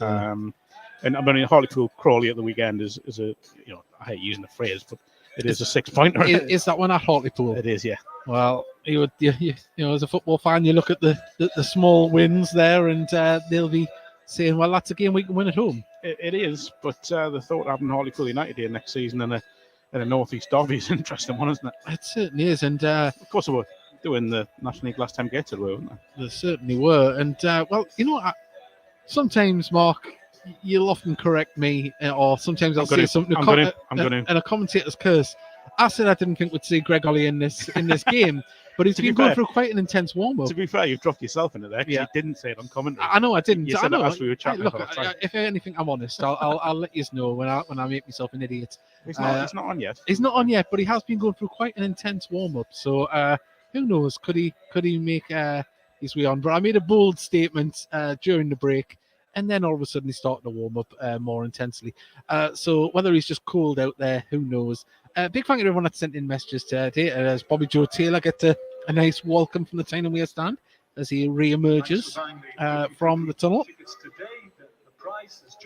Yeah, some big games locally. We mentioned that Dunstan won. Dunstan having to win to keep their playoff hopes alive. They're 1-0 down at the moment against Grimsby Borough at the UTS Stadium. And Blythe Spartans, of course, in trouble at the bottom end of the National League North. They're currently 0-0 at Farsley, who are also at the wrong end of that table. It's a must-win game for either side. But Gateshead now to emerge from the tunnel. Adam Campbell leads the team back out onto the pitch. And we are just moments away from the second half starting here at Gateshead International Stadium. Let's say a little bit of housekeeping. We don't know what day the podcast is going to be on this week. Normally Thursday, 8 p.m. So Mickey is at the ladies' game on Thursday, so that has put a little bit of a spanner in the works for that one. So we'll see what happens. Well, Mark's up for it, but we'll see. We'll confirm it. Hey Dave, if I'm not good enough, I know where I stand here. No, it's just I don't know. I'll remember that at Wembley. I'll remember that. Well, it's your turn to get the round in. Yeah, no, that's not going to happen. Well, go. I'll make sure it's my round in Wetherspoons, the cheaper bar. Right. It's great that you think there's cheap bars in London. I know that's the thing. I'm guessing that Wetherspoons isn't the same as Gateshead High Street. We sound like right northerners now, don't we? Yeah. Down there in that London. How much for a pint? Anyway, on that note, I wanted one. There is a substitution happening here. It is number 22, Brian Fuller, is coming on, and he replaced number 16, Nick Wheeler, who had a very quiet game. Did you call him Brian? Did I call him Brian? No, it's Barry. Barry. I don't think I mentioned him in the first half. He was sub. He was sub. No, I don't even. Barry Fuller. I'm on about Nicky Wheeler. There we go. Professional heads on. We're back underway. We're back. See, Mark's having fun at my expense because I thought we might get a cheaper pint in Wetherspoons. It's the end of the season, and we've gone to pot. That's what it is. Well, we're underway. Gateshead shooting towards the Felon end this half. Lovely ball throw. Just thought that was going to sit up for Denanga, but skimmed right through, and Lincoln quickly distributes it. And the ball played forward. Ball out to the right-hand side and just went out there. Dorking trying to start quickly. Do you know when Dorking have got down and played it, and they played a little bit quicker, you can see they're a really good side in the front foot, but I think they're just trying to contain Gateshead a little bit.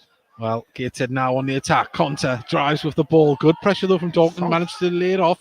Referee says play on. Ward on the right-hand side. Whelan gets it to him. Ward first touch takes him inside. He's still going. Ward lays it off to Conter. Can he lay it back to Ward? He can. He's still driving. He finds himself left-hand side of the box. He's still going. Then he wins a corner. Really good from Dan Ward. Lovely little weight on the pass back as well from Conter as well. That's a really good bit of play from Gateshead.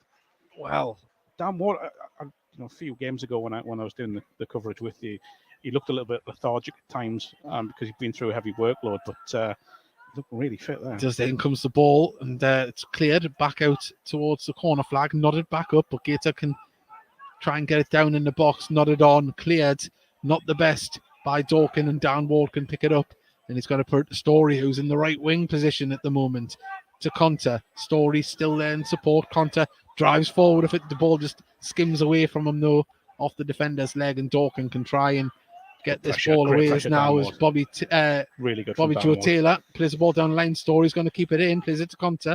Now Francis Story inside. The ball was played a little bit blind. There was a player there.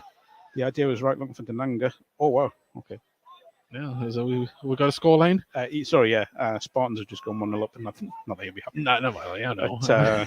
But, each to their own. 1-0 up at Farsley, which is a huge goal. It certainly is. Well, the diplomat in us says we need as many players many teams as we can playing at a higher level in the North East for the good of North East football and player development. Well, it would set up a big final 10 days to the season for Spartans. Well, ball played ball across there. Can it get there? Just nodded away, but picked up by Campbell. He's everywhere and anywhere as he gets it to Denanga. Oh, can he lay it off? He's still going. Denanga gets the shot away. It comes back to Denanga. He's under pressure. He's battling away there. I'll tell you what, that was an unbelievable block, by the way. Chesterfield are now 4-0 against Torquay as well. Well, they are I mean, we talk about our little drop in form against Bromley last weekend, and Torquay. They're right at the other end of the country. They're putting a lot of miles in. It's interesting with Torquay because it's been a good run, haven't they? They've sort of shown signs of life. Well, I think the two top form teams it was Gateshead and Torquay and Dorking. Let's not forget I think the top three sides in the last so many games. But Gateshead trying to pick the ball at midfield, but now in defence, it's brought down by Dorking. Moore lays it off. Now Taylor puts it out to the right-hand side. Ball was kept in. It wasn't. Gateshead's work rate's been phenomenal, by the way. It really has. There's the ball up towards Denanga. He's beaten to it.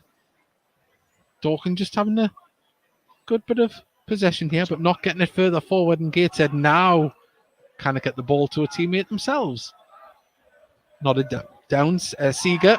You just burped. I did there. I was trying to hide it. It just came out of nowhere. Apologies, everybody, but Gateshead. I'm not letting you get away with that. I'm sorry.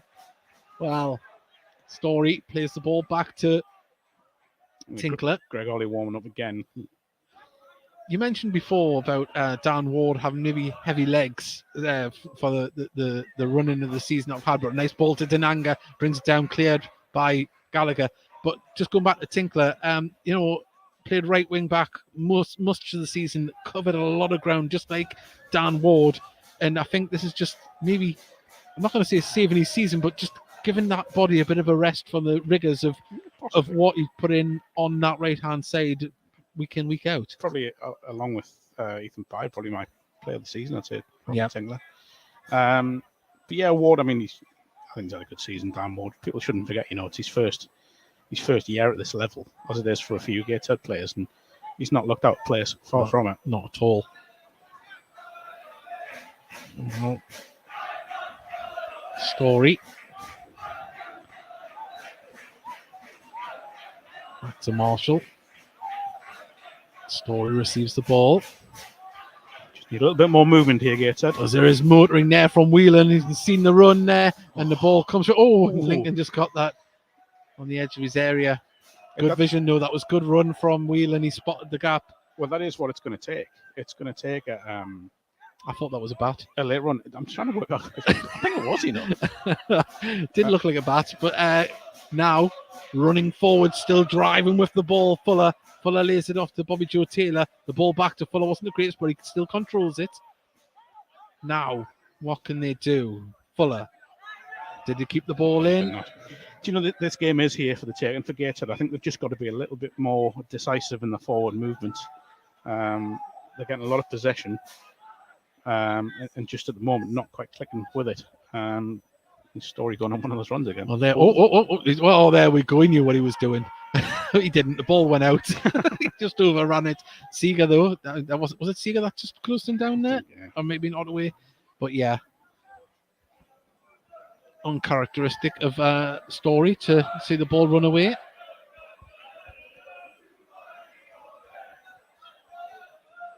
The 52nd minute here. Still 0-0 if you just joined us. As Dorking have started the second half a little bit better here. Using the ball. Bobby Joe Taylor carries the ball forward. Fuller did. But yeah. I think it was a handball, you know. Well, it's a throw just next to the Dorking dugout.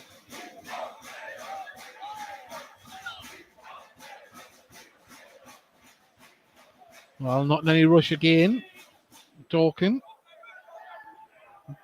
Now the throw is taken. Down the line, it's going to bounce straight out for a goal kick. That went really well. I do wonder if he may see Aaron Martin as well, by the way. He got that hat-trick last week and that brilliant win down on the South Coast. Well, of course, I mean, easily. You can't help but look towards Wembley and obviously Denanga Cup tied. You want to get confidence and goals into Aaron Martin, really. And so it looks like we've seen an interesting scoreline. Blythe are doing their best to stay in the league. They're winning 2-0 away to Farsley at the moment. There's Story, plays it to Francis. Lovely touch to controller. He tried to ping it forward, just straight through to Dan Lincoln. Talk about 6 pointers, that one for Spartans down at Farsley's a huge 6 pointer. I think I'm fairly certain it will take them out the bottom, out the relegation zone as well. Well, obviously we're focusing on here and Gateshead, you know, I think you're getting to the stage now, it's still not even 10 minutes in the second half, but where you may see some changes. Well, Gateshead just trying to keep the ball moving in midfield. Downward, beaten to the ball by Bobby Joe Taylor. He drives forward to the box. You think he's going to pull it across. He does an own goal. Thought it was going to be an own goal from Story there. And he puts it past and he's not happy with the space that Bobby Joe Taylor got. He launched onto that loose ball and he was away. It's a good ball in as well, you know. It's caused real uncertainty in the Gateshead defence. Taylor, the former Maidstone man, he just needs to get a little bit more on it, and it's probably going to be put in for a post. But Gateshead just caught napping there. It's again sloppy, and we're seeing Ollie coming on now for Camille Conte. So he'll just sit in front of Whelan and Francis and try and. Well, look at it. If you're looking at players to support a front man, yeah, Campbell, Ollie, Wern is as good as he can get, to be honest. Well, his first job is to be part of the defensive duties here for this corner on our left-hand side. There's a massive puddle on the track near the corner flag because the sprinkler system was on before the game.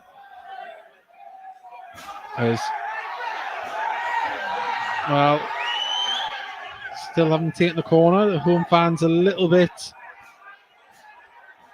Moore now takes the corner. It's a fast one, zipped in. There's a shot away, and I think it might have been Francis that got his head. Or was it Pye? Yeah.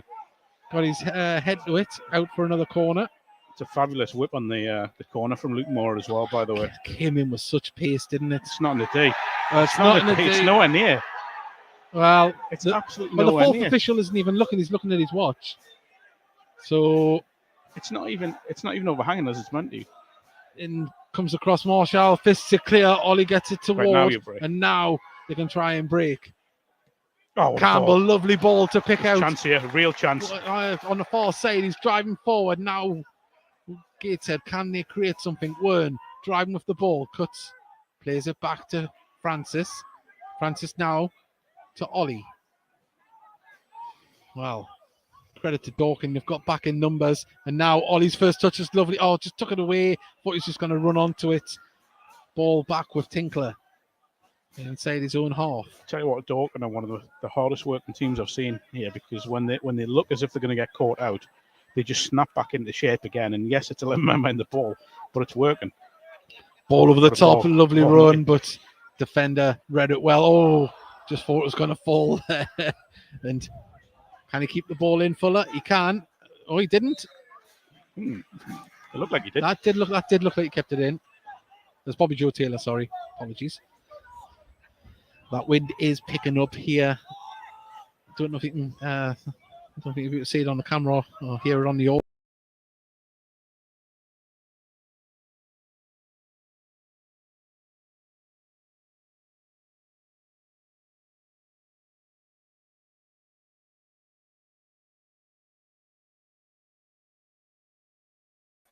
We are back. Apologies about that. Still 0-0. Nothing happened at the moment. Gateshead on the attack here.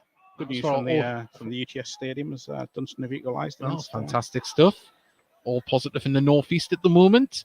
Can Gateshead add to that as Wern is he's a magician out on that left-hand side. Ball in there as Francis holds it up, gets it to Ollie. Ollie plays inside to Campbell. The ball wasn't the greatest.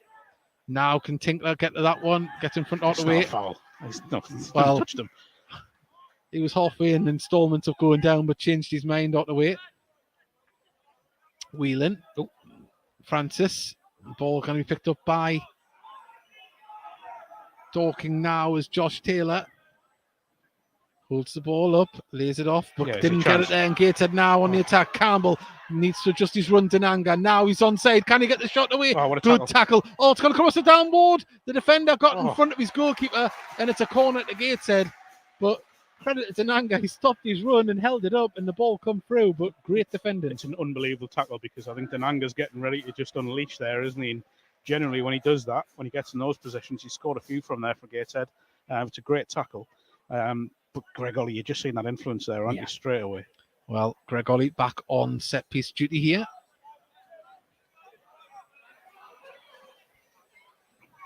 We are seeing big gaps there until the ball comes in the box. There's movement now. In it comes. It's going to go to... Oh, it's headed clear. Wern, can he win the header? Gallagher wins it. Flicked on, no by Bobby Joe Taylor. Ball played forward and Pies there just to calmly pass it out to the left-hand side. And now Gateshead can try and build again. Story plays the ball forward. Denanga holds it up on the left-hand side of the box. Plays it back. Story, can he get a delivery in? Plays it to Campbell. Corner of the box. He's had to take it out wide. Inside to Story. Campbell. Now Campbell goes, he's just had the ball nicked away from him. Gateshead. It's just no space. No, it's just absolutely no space. It's regimented by Dorking. They're just resolute the way they just build that back line. The organisation defensively is excellent from Dorking. There's just literally no space, and Gateshead are going to have to try something a little bit different here. Well, do they go wide, or do they try and unlock through the centre as Connor Panny comes out? It's limping somewhat.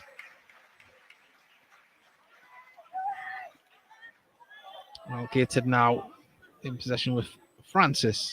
Ward, a lovely run there. He adjusted his body. Can he pull it back across? Oh, put behind there. Brilliant. What a pass that was as well, by the way, from Ed Francis. It was the way he jinked his body to create the space for the ball to come. Ball into the box. Not the greatest, but Ollie can pick up the second ball. Lays it back to Campbell. Campbell now. He's got Wern on the inside. Just too much on it. And Gateshead, well, at the moment, they're keeping them penned in, and they're picking up the loose balls when they're cleared. Yeah, again, the set pieces just aren't quite clicking for Gateshead. No. It's not really worked as yet, but they're certainly enjoying plenty of the ball.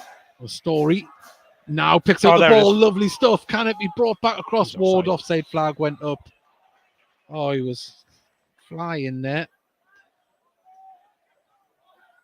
I joked on the other week that Story plays like Beckenbauer, but when he drives forward with that ball, he really does open up space for himself and his teammates.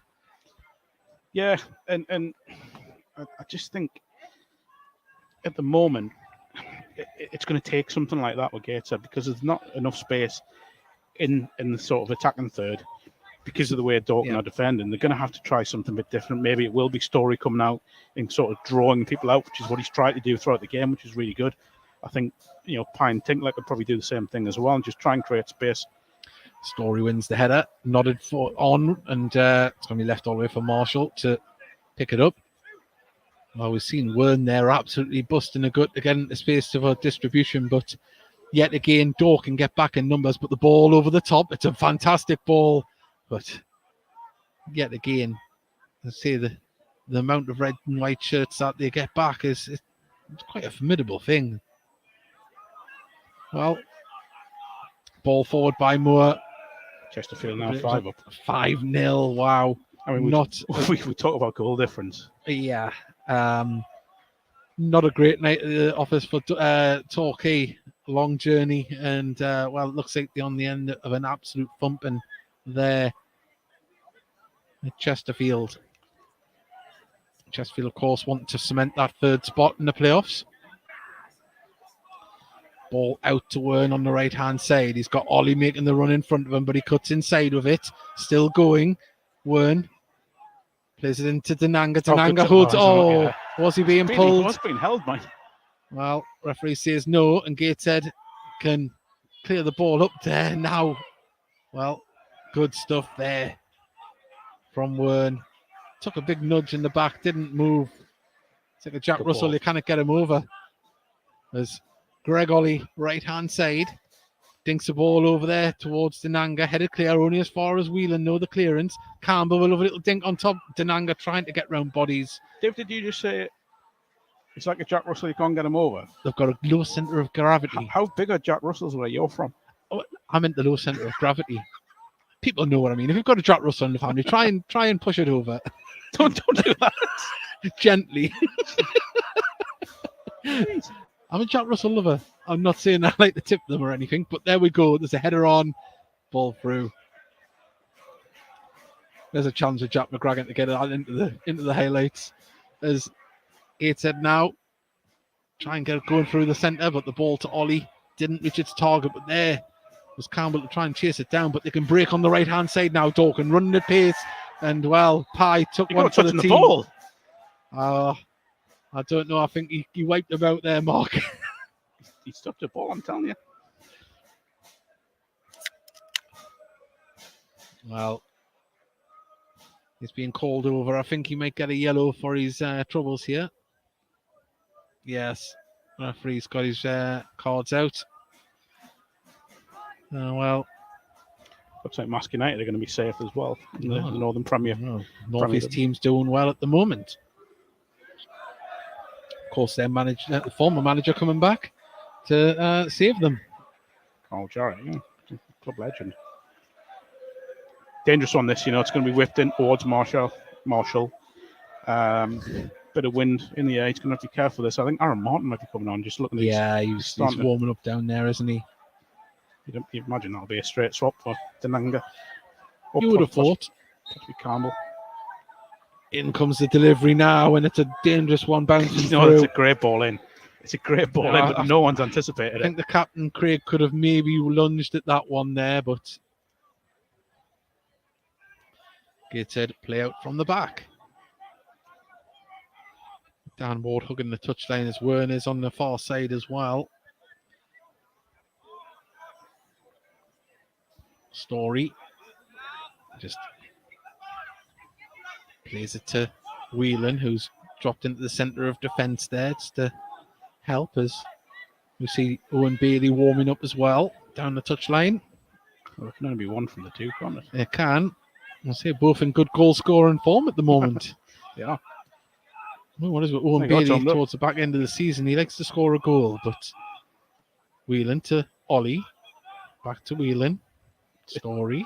It is almost like a training exercise. This trying to work through a defence like this. Well, Marshall, it's not. Receives the ball. Look, there's some of the crowd getting frustrated here. There's literally no way to get through them at the moment. Gateshead having to be patient, try and draw them out. It's no good getting frustrated. There we go. Them. Look, it's practically a back seven there at one point. They've done it there. It's really... Tinkler has the ball, plays it through Denanga. Can he hold it up? Was he fouled? Referee says no. He did go down on the edge of the box, and now they try and break themselves as Wern goes across to stop the run. Ball played back. Now down the line. And, Gates can play all the way back. Marshall. Ottaway looks a tired player out there. He's done a lot of chasing shadows amongst the defence. If there's a few Dorking players who are getting tired here because they you look at it, and the work rate has been phenomenal tonight from the vast majority of the players, if not all of them. That's a good ball. Lovely ball through to Tinkler. Finds himself in the edge of the box, and Bobby Joe That's a Taylor. back pass. Is that not a back pass? I think that's a back pass. But Bobby Joe Taylor did enough to get in front and nudge it back. Tamara Lucas has put a great commentary, Dorking supporter. Thank you very much for joining us. Aldershot have just gone 1-0 up. Wow, so that would very nearly bury Torquay, wouldn't it? But Story wins the header. Campbell just dinks it down, and the ball for Denanga would have been offside. I don't think he would have got there anyway. But Lincoln comes to the edge of his box, clears it down the line. It's going to fall to Francis. It's been that sort of night, hasn't it? It has. It's the final ball's just been lacking. But we've got about 23 minutes remaining here in the second half. And, they've still got to stay switched on, Gateshead. Nothing's been achieved yet. And Dorking, of course, they're in a similar position to us. Yes, the scoreline is looking good below us, but points are imperative at the moment. Absolutely, and there's still... God, there's only 20 minutes of the second half gone. Yeah. There's still 25 minutes left. We'll just... And apparently Wrexham are 1-0 up as well at the moment. Well, they're in the relegation bit. Yeah, they are. They've done well for considering their financial restraints and... You know what? They have been through it as a club, and fair play. It's every fan's dream, isn't it? They're getting the fairy tale that they wanted.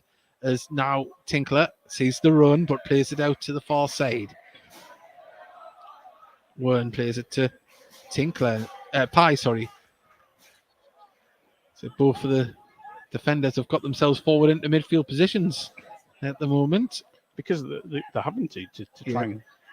Well, there we go.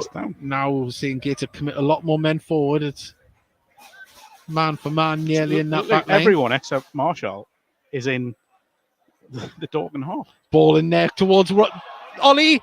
Oh, keeper does amazing. That's it. That's got to be in. Oh, surely that was over the line. Referee says no. And, well, I mean, the keeper, credit to him, he made the initial stop, got a foot to it. But I don't know how. Well, disarray here. And he's going down injured here. Here comes the sportsmanship. Or gamesmanship, should I say. Well, as Dan Lincoln is down there. Look, he went in brave to get the initial stop. But after that... I think Greg Ollie's calling for either a penalty or a goal. Because he's touched the ball past Lincoln and then looks as if he's had contact. And then, to be honest, I thought Denanga forced it over the line. I've got to be honest. We are a long way away, I will say that. And you've probably got a better view. It all happened in a flash, didn't it? And Ferreira saying it's no goal. No goal. So I think that might be for... is that for Wrexham, is it? It might be corrected. We'll have a little check where we've got a break in here. Dan Lincoln is down at the moment. After that save that he put in.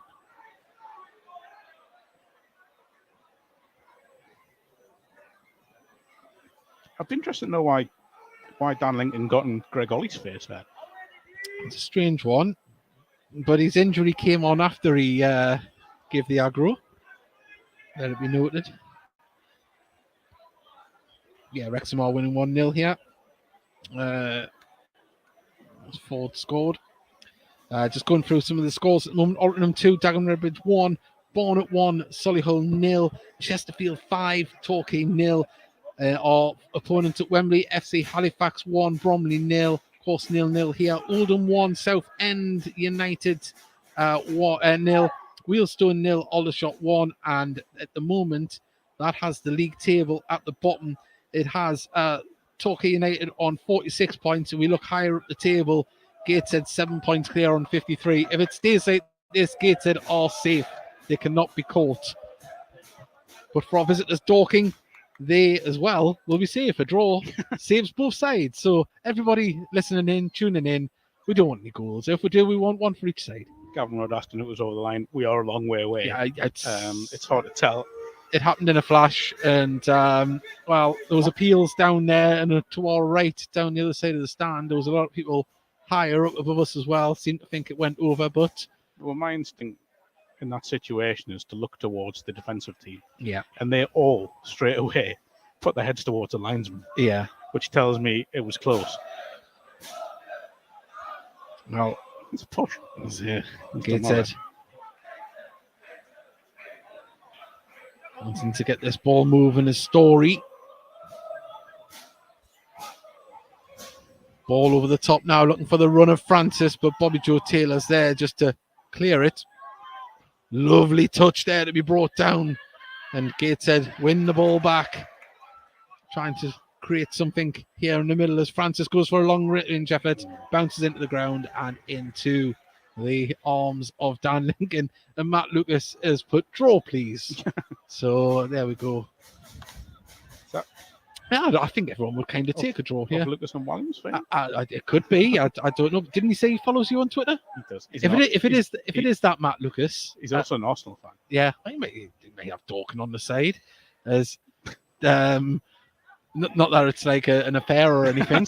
Yeah, but Gateshead now tried to ping the ball over the top for Denanga to run to. Gallagher said Lincoln's come out of his area to make sure and puts it into touch on the far side. Gateshead looking to get the ball back into play. Obviously, they don't know the scoreline, or probably not aware of the extent of the scoreline. They still want to get the job done, as will Dorking.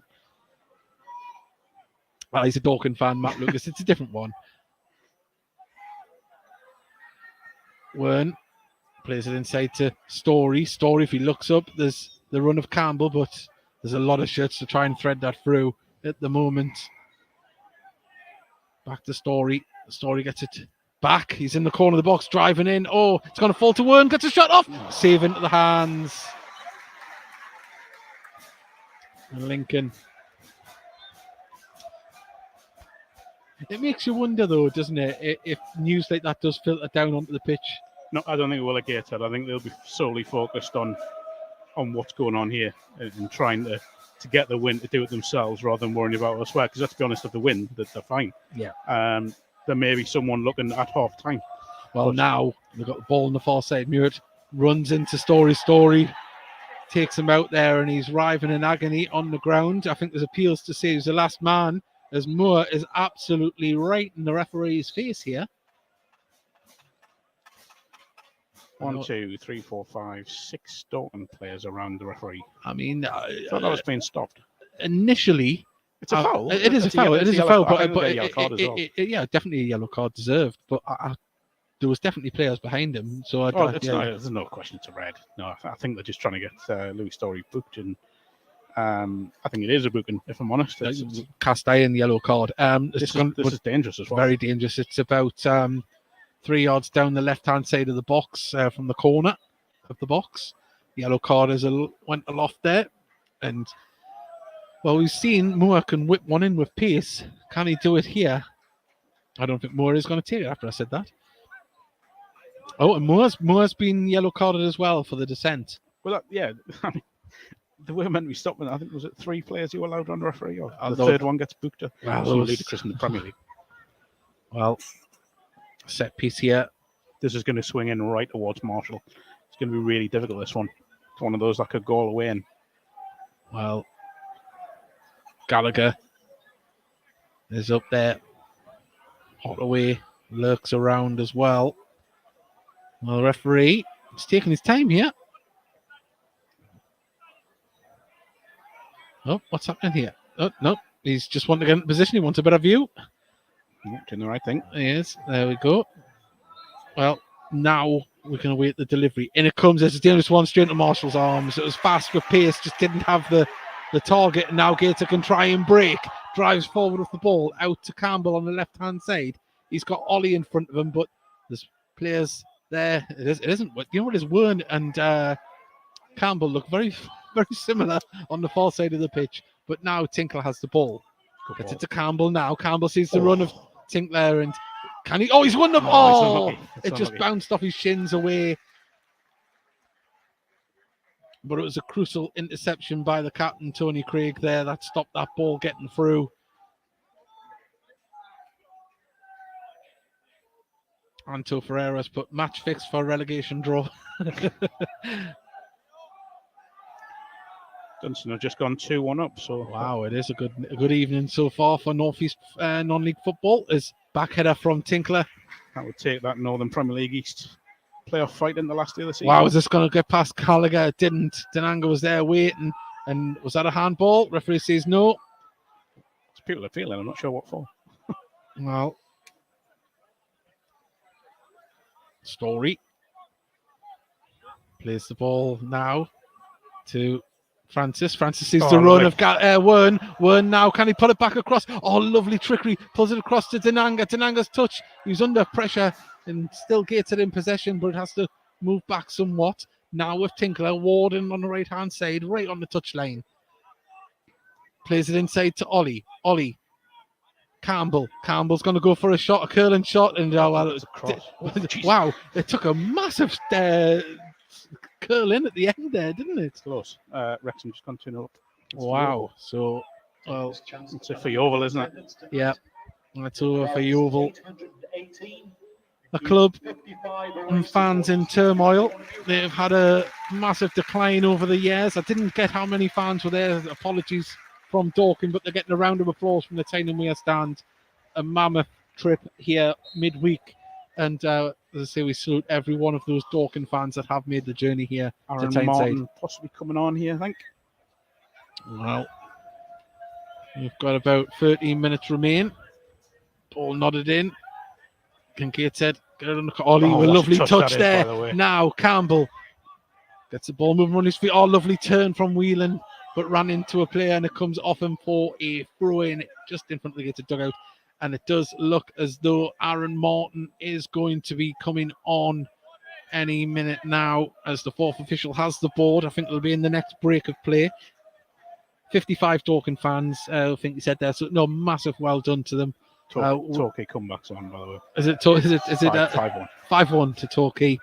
Well, we know what it's like to travel up and down the country. These long trips, they're not for the faint of heart, and especially the way things are this current climate, cost of living and all of that.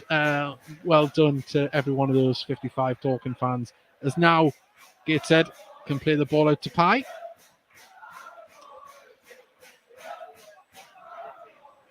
It isn't Pye, actually. It's that with the fluid movement to the side. It was Francis. Ball over the top. Can Gateshead get there? Ollie chasing it down. Ball put out of play on the far side. And that could be the end of Marcus Denanga's night. I think it is. And off he comes. He's had his chances tonight. On another day, he might have scored 2, maybe. But Aaron Martin is going to enter onto the pitch. He did score a hat-trick last week. Can he add to that and build his confidence? It took all season to get his first goal, but we'll see what happens. And came in 3. Yep. Could be one of these Greg Ollie long throws. It's something different, isn't it, Aaron Martin? It is. We'll see. You know he's going to have a physical presence, but Ollie got the ball there. Can he? Oh, lays it back there. Wern, lovely feet. Oh, look at this. Campbell, left-hand side of the box.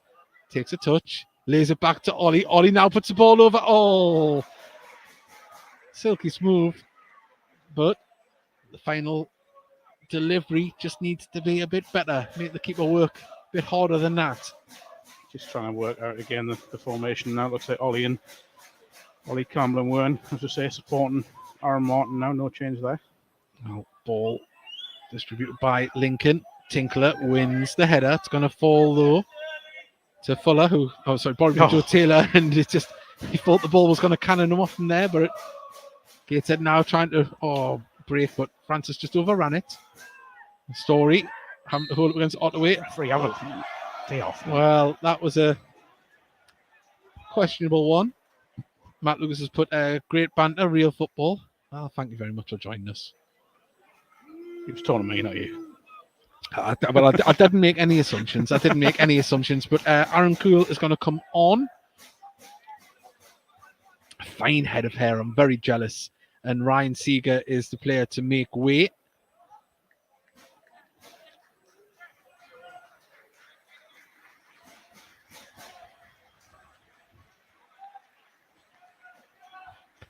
Reminiscent of Harpo Marks, if anyone can remember that far back.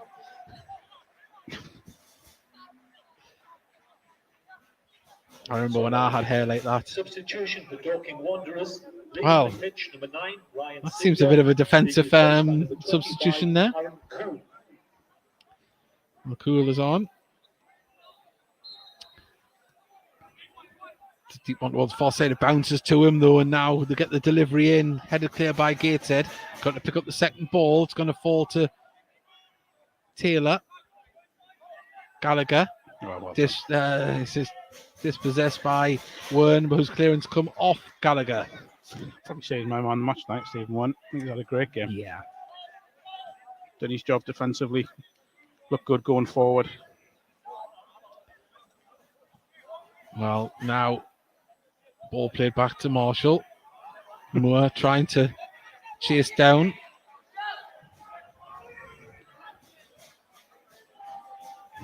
Gateshead just passing it around the back. Obviously, Cool is playing higher up the pitch. He's in the right back position for that one there before, but now Gateshead can drive it forward. Oh, Greg Ollie made a great run there. Greg Ollie has the ball. Can he get it through to Martin? He's still going. It goes for a curling shot. Oh, that was going to fall back to Gateshead. Campbell. Oh, it's deflected up in the air. Headed clear by Taylor. And was that a foul by Whelan on Moore? It was.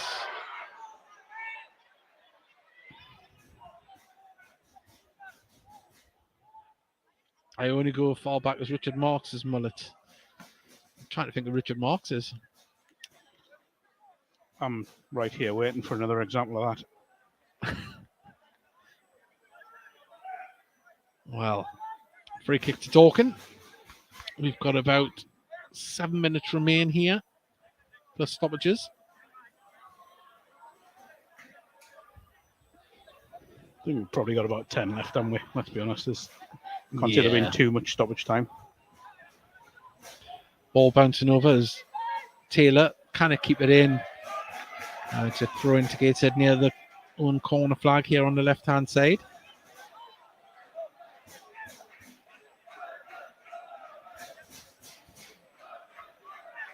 And if it does stay like this, on a personal note for us, it's great to achieve that safety, but for Dorking as well, can be a bit of a joint celebration, so to speak, but it's not over yet. Both teams still want to win. Well, you look at their story, where they've come from to stay, get in the National League's one thing, to stay there's another. It's a phenomenal achievement. Ball over the top. Oh, just couldn't find Martin as Ward just closes down, comes off him for a throw just near the Gateshead dugout. And, well, Dorking, not in a hurry. One of the Dorking coaches has never shut up at the fourth official. He's still there now. Yeah, he's even area, by the way. Encroaching towards. I don't know what he's complaining about. It's their throw. Oh well. Ward, ball as well. Cleared over his own head by Taylor. There's a foul there by Gateshead as well. That was missed by the referee. There's a pullback. I'm not sure who it was, but Francis going to play the ball down the line. It's a lovely one if he can get on the end of it, Wern, but that was good defending there from, I think it was Gallagher on the far side. Got himself in front and cleared it out for a throw-in.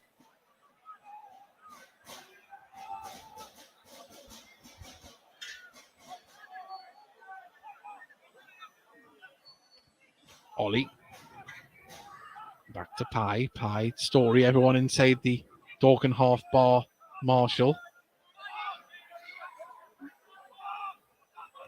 Ward plays it inside. Lovely little flick. Can Ward get on the other end of it? He can't. And the ball's cleared in the Marshall in acres of space. And as we've said it all game, they've been absolutely regimented in their formation and the way they get players back, Dorking. It's been a good defending display here.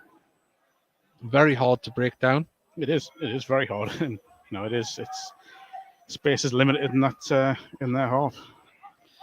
Well, Gateshead will play from the back as Story on the halfway line can carry it forward. He's still going. He's got space to go into. Lays it to Aaron Martin, who puts it to Ollie. Ollie with a little dink over and header. Oh, Aaron Martin just couldn't direct it goalwards, and it's a goal kick. It's a nice idea. It's really patient again. I like the fact that Louis Story's getting involved in that final third, trying to make something happen. But it does feel as if at the moment it's starting to peter out a bit. Well, we're into the final 5 minutes.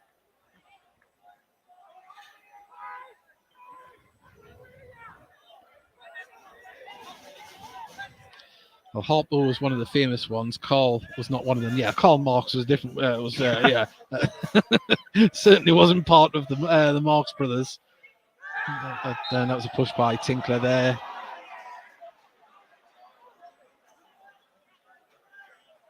Well, someone's put Josh Blevins has put who do you think man of the match? I'll go with Wern myself. Yes, it won he's by quite a distance, I would say. Yeah.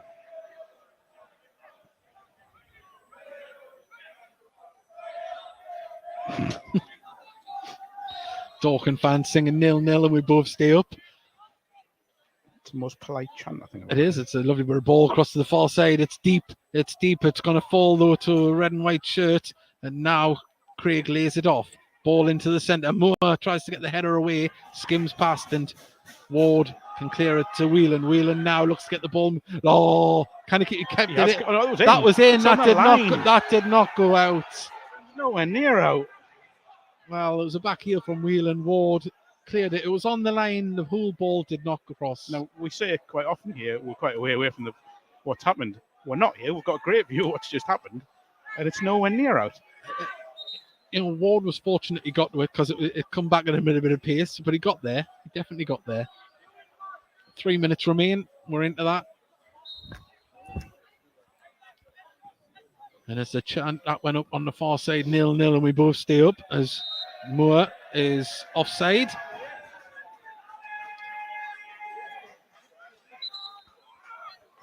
Referees, the officials have been so pedantic tonight. Yeah, well, the referee is being on top of it here, and Matt Lucas wicked here are all 55 fans. Well, that Torquay comeback, you can probably forget about that. 6-1. 6-1. Oh, well, it was short-lived. At least the travelling fans got a glimmer of no hope.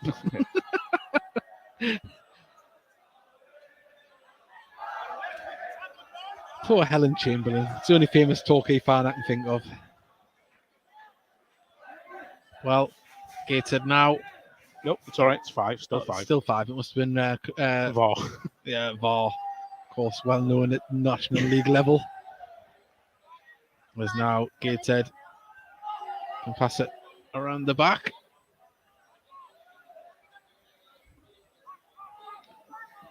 Oh, nice. There's now Gateshead just playing it around. Dorking still sitting very, very deep at the moment. A perfect line at the back as Gateshead try and open it up. The ball cleared to Moore. Now the ball goes up the pitch just to relieve the pressure. There's nobody there apart from Marshall. I never like accusing teams of this, but it almost feels as if they've come for a draw. Well, Carol Davies, but I would happily give a reference to the 55 Dorking fans if they were investigating for match fixing. Well, there's no hint of that, but hey, these teams have worked hard all this season, and this 1 point, if it does finish that way, is just the icing on the cake of a lot of hard work travelling up and down this country against big boys that probably thought Gateshead and Dorking might have been relegated by now. As Marshall clears the ball, who's under pressure from Krul. Gateshead, fortunate to get the ball there. Moore Into the last minute. And we are. Well, Gateshead, it's been one of those type of performances where they've had to grind. They've showed some silky skill, some moves, but haven't been able to break down this Dorking defence at the moment. Passing it around. Story gets it back to Whelan. We haven't seen what the fourth official is going to add yet. We've got 10 seconds left of normal time. Ward cuts it inside. He's still going. Can he have a pop? He can, and it's just lifted it over. He's got to play it. It's corner. It's a corner. I must have took a deflection there. He's got to play in Campbell and Martin there. They made 2 great runs, and they've only got 1 defender between them. It's only 4 minutes. 4 minutes of added on time here. Stand between Gateshead and Dorking, having National League football next season in the top flight of the pyramid here in Gateshead committing everyone forward. Foreign pie.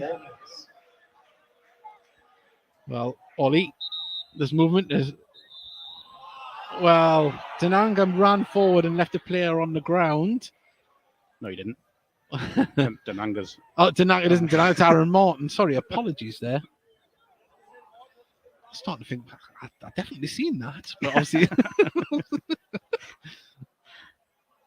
Well, Well, it's nice to see Gateshead still going for the win, because it would have been easy to sit in and just try and see it out. Look, it might be 0-0, but it hasn't been for a want of not trying. Both sides have been committed all the way through as Ollie's ball comes in. Keeper fists it clear. Can it fall to a grey shirt? It can now, though. Ollie just takes it away. Can we get it back up in towards the penalty area as Pye plays it across. Ball played down to Campbell. Lovely turn. Can he keep it? He can. Can he distribute it, though? Whelan, edge of the area, left-hand side. Gives it back to Pye. Gateshead are camped out on the edge of the gate of the Dorking box. Now there's the ball to Story. Story holding the ball up, lays it back to Wern. Oh, and the keeper straight at him, stung his hands. And Story up there, just creating stuff with a little rollback. It was lovely. It was a lovely player, really patient. And it's been a frustrating night for Gateshead.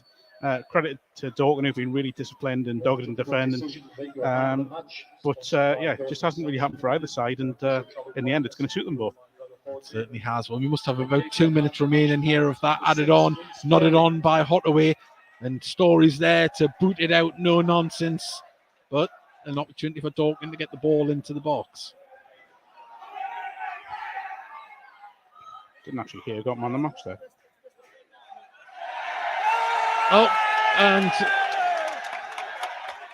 Bobby Joe Taylor, the ball hit him on the back of the head from the ball boy when he threw it towards him and he went down fearing an injury there.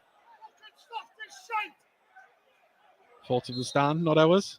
Well, as holding it in the corner there as Tinkler wins a goal kick. And, well, surely the referee is going to blow his whistle very soon here.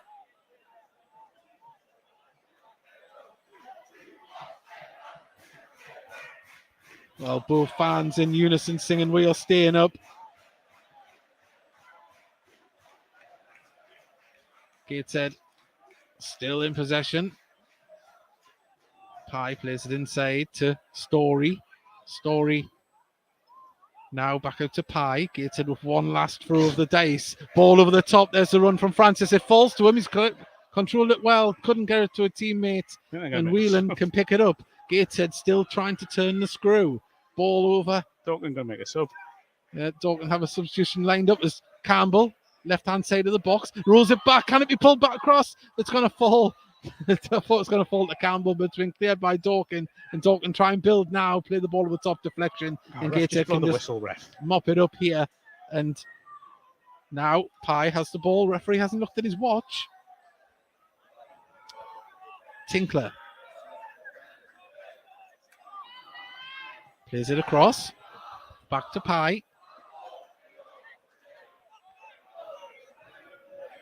Gateshead looking to keep this ball moving now. Whelan in the centre circle.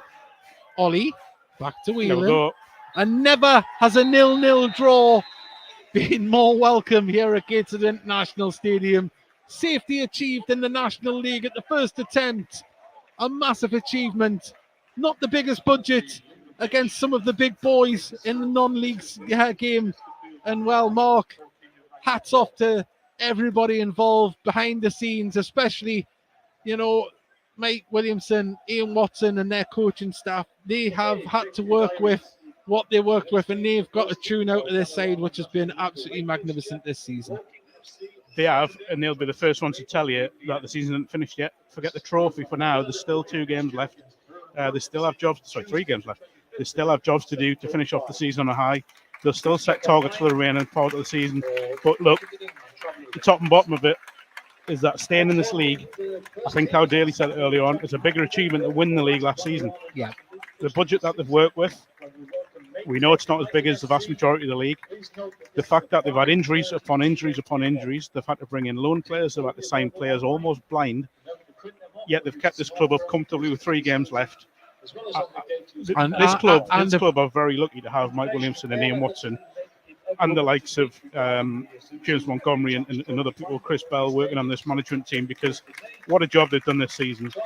And they haven't just done it with battling performances. There's been some silky smooth stuff in there. And also, before we go, credit to Dorking Wanderers as well. They have achieved safety as well. They go across to their fans across the north end of the Tyne and Weir stand and they give their following fans an absolute ovation, as well deserved. Thank you to Mark for joining me tonight, and also a massive thank you to all of Dorking Wanderers that have tuned in tonight. Congratulations. We'll be renewing this rivalry next year. And also as well to our friend James Lampard. I forgot to mention him earlier on, who joined us on the podcast. Referee gets a bit of a warm welcome. But these Gateshead players have done us proud. And we'll be back for the final game of the season. It's a 5:30 kickoff. Be here against Maidenhead. It's better to be here in person. But hopefully, if you can't get here, join us. We'll see you next time.